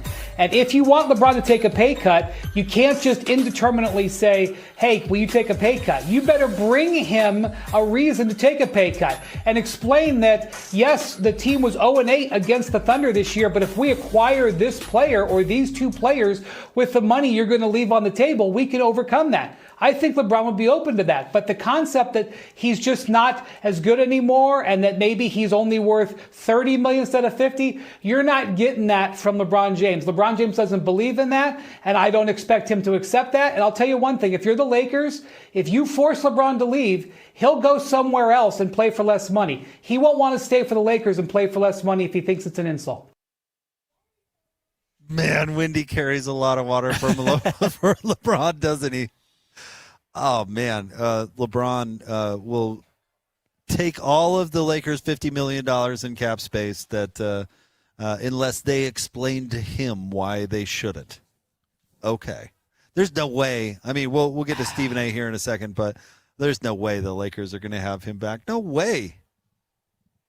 You might be giving them too much credibility, too much. You might be believing in the Lakers a little bit more than I am. What I hear is not only Wendy trying to tell you how much LeBron is worth, but they're begging the Lakers basically to either give him the money and bring him back, just like the McMiniman article did yesterday. Well, look, I don't think LeBron wants to leave. I truly don't. I don't either. I think he wants to stay in L.A. And so, yes, I think some of these stories you're hearing that are being leaked to whoever, Wendy, and through LeBron's agent, through Rich Paul and Adele. I'm sure that's a big part of it, is that LeBron doesn't want to have to do it again. He doesn't want to have to pack up and go somewhere else and play another season and hope they bring his son along or whatever it is. And I don't mean that as an insult. I mean, that's going to be a part of the conversation. So I'm sure he doesn't want to do that. I question if the Lakers, because look, what are they going to do? You lose LeBron, you have some free agency money. You could go get Nikola Vucevic. No, they're going to sign Walker Kessler. Okay, you're going to honestly say goodbye to LeBron for Walker? Like, that's the conversation you're having? They need Walker more than they need LeBron. I don't agree with Wendy talking about LeBron's production is not replaceable. Of course it is. LeBron isn't a superstar anymore. No, he's still very good. He's still, what did he average, 26-6 or whatever he was this season. So non-existent on the defensive side. Sure, he is. He's non-existent on the defensive side. But, like, you can't go to LeBron and say, LeBron, take $15 million because we're going to give Walker 35. Now, you're just saying get rid of LeBron no, Wendy entirely. Said LeBron would take that as an insult. Yeah, and he will. So that's the hard part. I'm just not giving the Lakers that much credit. I don't believe in them that much. I don't think they're that creative. I think they're going to end up signing LeBron to like a $30 million one-year deal. See, now I don't think so, because for once I might actually agree with our guy, Screamin' A. Smith. Let's play this clip of Screamin' A. talking about the LeBron Lakers situation. Perk, you know better. You know what this is about. Have the Lakers taken LeBron James for granted? Sure, you can make that argument. But let's put it where the ghost can get it, Big Perk. They don't particularly like him. That's what this is about more so than anything else. They'll never admit that. You understand what I'm saying? I'm saying there's denials all over the place, just as I said that statement. Oh, my God. I know that Stephen A. didn't just say that. Perk, I'm going to lean on you, who's been doing a great job covering the NBA all of these years. And obviously, you're incredibly connected. You know that Clutch Sports, Rich Paul, and obviously, by extension, LeBron James has turned them off. When they made the trade for Russell Westbrook that ended up being disastrous, you understand, they felt like LeBron wasn't accepting accountability. When there were narratives put out there that the organization was the issue and not LeBron James, they knew it wasn't them putting that stuff out there. You and I have talked about this. Most NBA analysts talked about this, because what have we lamented over the years? As great as he is, LeBron James is on the Mount Rushmore of basketball, one of the greatest players to have ever lived. He's also one of the greatest manipulator of narratives we've ever seen. Put Perk up on that screen, and I dare you to look at me and tell me I'm lying about that. You know there's nobody. You know there's very few people on the planet Earth more skilled and more committed to controlling narratives than him. He's exactly right. He's exactly right about all of it. I told you when they traded for Luka Doncic, it was Linda Rambus taking her franchise back. They don't like LeBron. I believe that's true. Do they need Clutch? No. I think they do. And I think that's why LeBron's going to be back. I don't think they have the guts to turn their back on Adele. Oh, they should. Maybe they should, but I don't think they have the guts to do it. Well, I don't think Adele's going to have the power in the league going forward as much as she does now. They may not, but they still are going to have some clients, and I wonder if the Lakers are going to have the guts to anger LeBron and have that hanging over them. Again, if they're going to do it, they should just do it. They should rip the Band-Aid off, but I've got my doubts. Here's my guess. If LeBron's not in LA next year, it's because LeBron didn't want to be back. I don't think it's because the Lakers didn't want him back. I think they're going to want him back. I think they're uncreative. Look at our guy. Here, big man. Are you serious Big right T. now? Big T, Thurl Bailey's in the house. What? Big T, come in. No, Big T, Thurl Bailey is here. Are you serious? We don't need to make Thurl work. No, we don't need to make Thurl work. I just want to say hi to him. I'll always shake his hand. Oh, dude. You think he's going to do the finger flip thing that he does? Thurl Bailey is just the best. Yeah. Are we so lucky that we get? I know that guy. Yeah, Thurl's the best. I know that. Dude. You know what? Tallest guy here. Yeah, I think that's probably a pretty safe bet. Yeah, 7-footer, 6'10", 6'11". Oh, man. Well, this is why everyone loves Thurl. He's a real part of the community. He is part of the community. How are you, Thurl? Good to see you. Big T, what's up, man? Good to see you. Yeah, doing right. How are you? Yeah, good. I bet. Yeah, don't work. We're not asking you to come we're not on. asking you to work. We just want to say hi. Oh, dude, Thurl's the best. Hey. Number 2. Hey, there you go. Thanks, Thurl. Thanks for coming in. Oh, man, Thurl Bailey. So lucky to have Big T. Dude, he's so nice. Like, he and Bowler take turns coming and doing the post game. Like, they don't have to do that. No, of course not. You know, he doesn't have to come do radio. He comes and does it because he's awesome, and he's a great teammate. No, so Thurl's the best. Thurl Bailey is here. I saw Thurl walking up Well, the you were stairs. looking. Who are you looking for? I was like, then I turned around and like, Thurl Bailey is that's here. Who you're looking for. Dude, national champ, NCAA champ right there. No big deal. Yep. Go Wolfpack. So, speaking of, again, going back to the Lakers and LeBron, I've seen too many teams have a hard time doing what's best for themselves because the celebrity of the star is hard to say goodbye to. I think the Lakers are over that. Maybe not. Maybe you're right. Maybe I'm giving the Lakers too much credit. But, God, I think their behavior over the past 2 years screams, get this guy away from us. They're in a toxic... They could have extended him last year. They're in a toxic relationship and are too late in the process to get out of it. That's my problem. As we've said, there's not a good spot for LeBron to go to. There's nowhere else that's going to have money for him that will pay him anything, because the teams that do need him, Cleveland, maybe Miami could. They don't have any but money. Chicago's not going to do it. Nets aren't going to do it. I mean, they don't need LeBron. LeBron doesn't need them. They would love to have him come play for a year, but it doesn't make any sense. So that's not going to work. But you heard Wendy. He'll take less if he's got a good reason. He feels spurned. He'll go sign to vet minimum somewhere and just in Golden State if he feels spurned. Just to stick it to the Lakers. Well, he'll go to the Clippers. Someone's got to give him a real championship window. Someone's really got to give him an opportunity to win one more before the end of his career, because then he gets to 5, and then he's tied with Kobe, and he's tied with some of the greats all time. He's tied with Tim Duncan.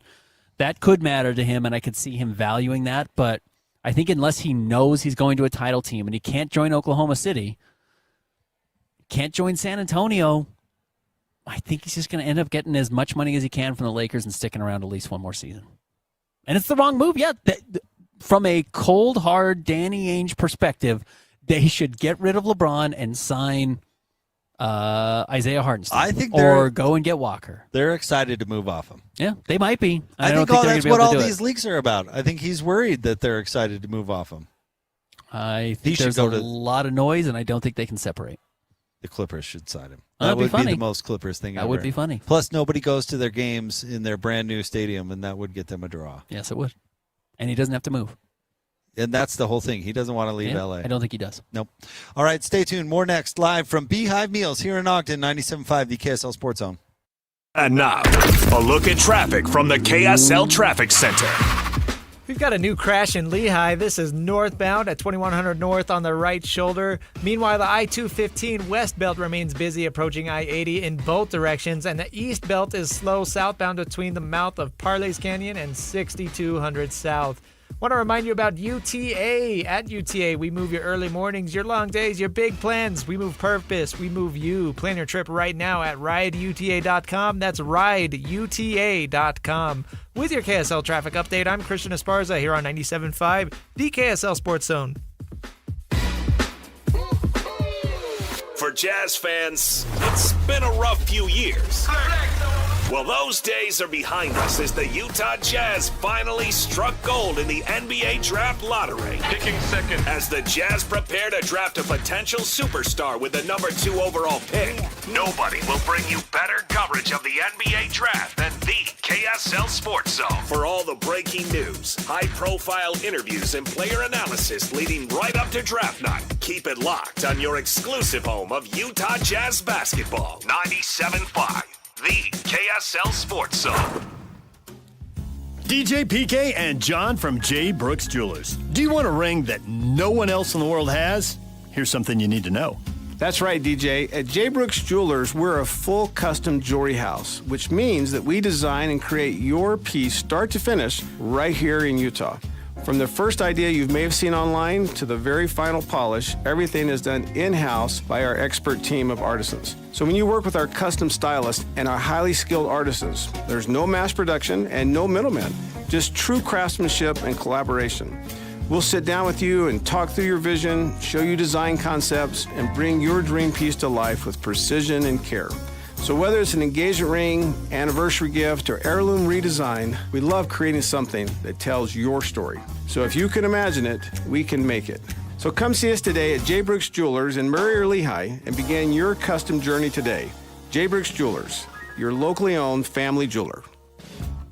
This is Nate Orchard from Advanced Window Products. When you live in Utah, your windows do a lot more than let the light in. They protect your home from freezing winters, blazing summers, and everything in between. That's why Advanced Window Products builds every window for your local climate. No middleman, no out-of-state delays, just factory direct quality, custom made for your home. Imagine a quieter home, a warmer home, a cooler home. Our high-efficiency vinyl windows are engineered to lower your energy bills and boost your comfort all year round. And installation is done by our own certified in-house crews, never subcontractors. That's why Utah homeowners give us 5-star reviews. Right now, take advantage of our anniversary sale. For a limited time, get $2,500 off when you buy 10 or more windows. Call 801-850-9100. That's 801-850-9100. For 40 years, Advanced Window Products has been the name Utah trusts for custom replacement windows and sliding glass doors. Advanced Window Products, built here, installed here, trusted here. Call 801-850-9100 for that $2,500 off, or visit us at advancedwindows.com to schedule your free in-home estimate. Don't miss the excitement of the crowd,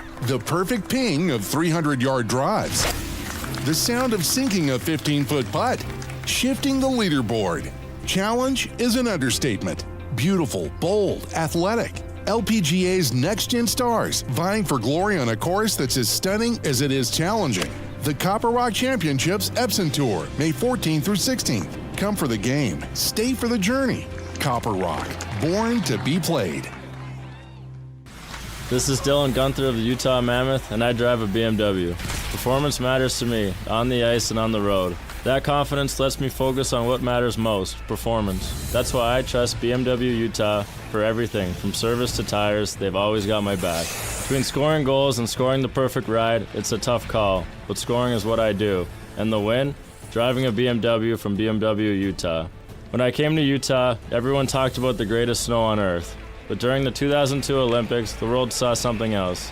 This place also has the best ice on earth. Since moving here, I've done my best to own that ice and live up to that standard. It's about preparation, precision, and trusting what's beneath you every single day. That same mindset is why I chose BMW Utah, because great performance doesn't happen by accident. It's built, maintained, and earned. And I'm proud to work with a local dealer that represents Utah at that same elite level. Proud to be a Utahn, proud to support BMW Utah, drive elevated. Hey, this is Chris from JCW's. If anything rivals our burgers, it's our bacon. It makes the perfect combination with our guacamole, jalapeno, or our hickory barbecue burgers. JCW's, quality and a lot of it.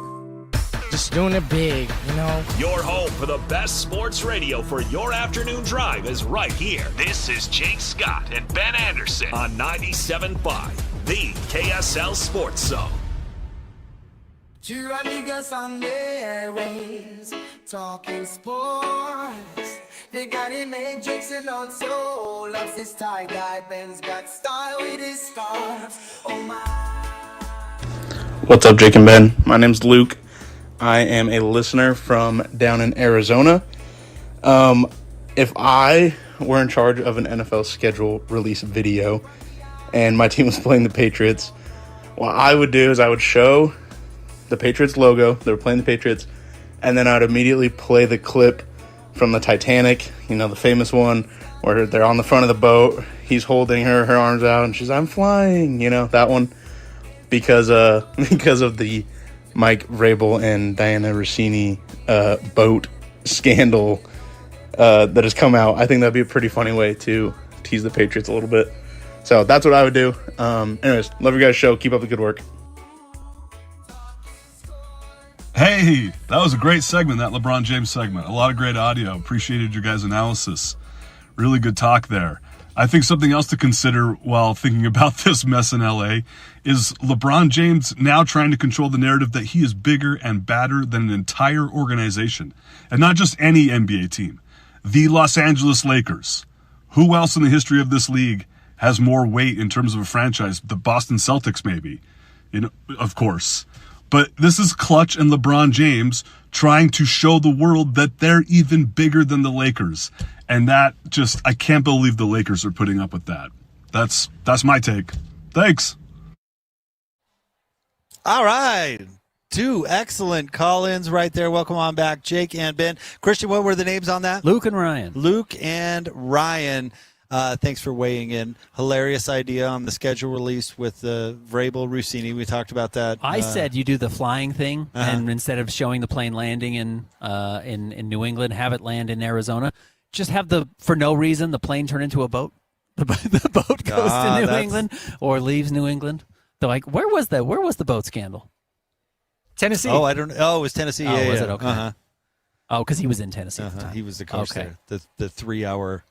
You can't do that in your town that you coach in, Mike.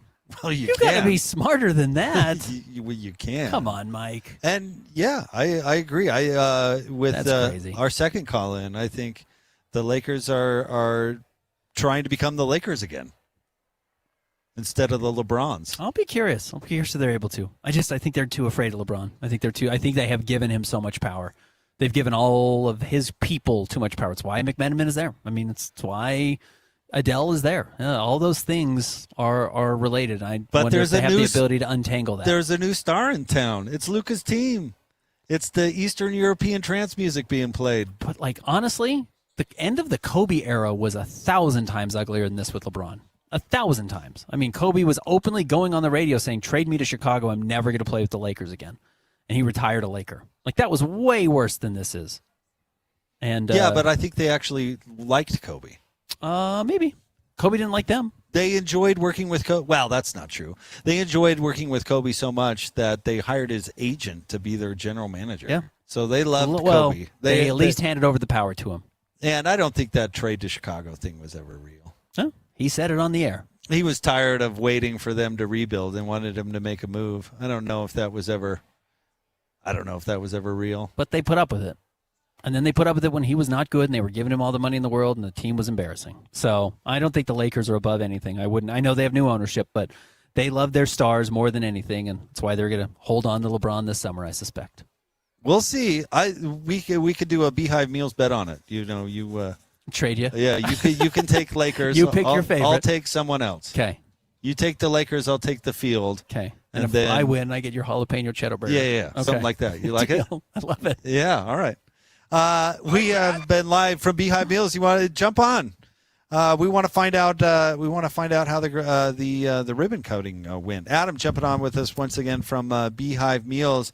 I got to tell you, look at this turnout. Yeah, the building woke up, didn't it? You didn't tell us Thurl Bailey was going to be here. Big T. Like celebrities are here. The community's out. Leo the Lion's here somewhere. Yeah, that's what we heard. Oh, that's so cool. How'd everything go outside? Great. I mean, it's warm outside. Yeah. I mean, and that's what you want. It's great weather outside. But we held everybody outside. We had representation from the city, from the Chamber of Commerce, and then my wife spoke for a little bit, and we had our little family. Really nice ribbon cutting, and I think just, for us, this is very much a moment to kind of pause and enjoy the journey kind of thing, because you can get lost as entrepreneurs where you're always grinding, always pushing forward. But this is a moment that we can kind of look back on where we've come from. We were talking about how I'm sure this was not the plan the day this started. I'm sure this is not what you imagined, but it's because the food is so good, the quality is so good that it does allow, the service you guys provide allows this type of success, and it's very cool to see. Yeah, it was supposed to be temporary. It was never supposed to be a real business. I mean, my wife will tell you that it was supposed to be almost a stopgap between me losing my job and me finding whatever we were going to do the next thing. But then again, from my perspective, I think I'm living everybody's dream, or at least every guy's dream, where your wife creates a business for you and then you get to work for her the rest of your life. So. No, it's amazing. And, we're sitting here looking at all the great awards you guys have gotten and how fast you've grown. I'm sure you've got to be really proud as a family to like you said, take a step back on a day like today and kind of enjoy it and get out of the grind. But it's got to be pretty amazing to look at that wall right there and go, hey, we're onto something. Yeah, we built that. No, it's fun. And just, having a day like this where we're able to share it with so many people that's helped us get to this point. KSL being one of those. We have a good relationship with Andrea. We have sponsorships with all the universities, Utah Foster Care, the governor's office, the first lady. We're able to work with a lot of people that just are employees. We have employees that have been with us. Most of our management have been with us from the beginning. Wow. And it's just fun to be able to share this with them, with their families, and the community. Well, thank you for letting us be a part of it. Yeah, we really appreciate it. It's been super exciting to be here. I got the private tour before the show started, and let me tell you, what you guys have built here is really amazing. You guys should be very proud. No, thank you. Well, thank you for having us. We appreciate you. Yeah, congrats. Yeah. All right, we'll have more Jake and Ben coming up straight ahead. Stay tuned, 97.5 The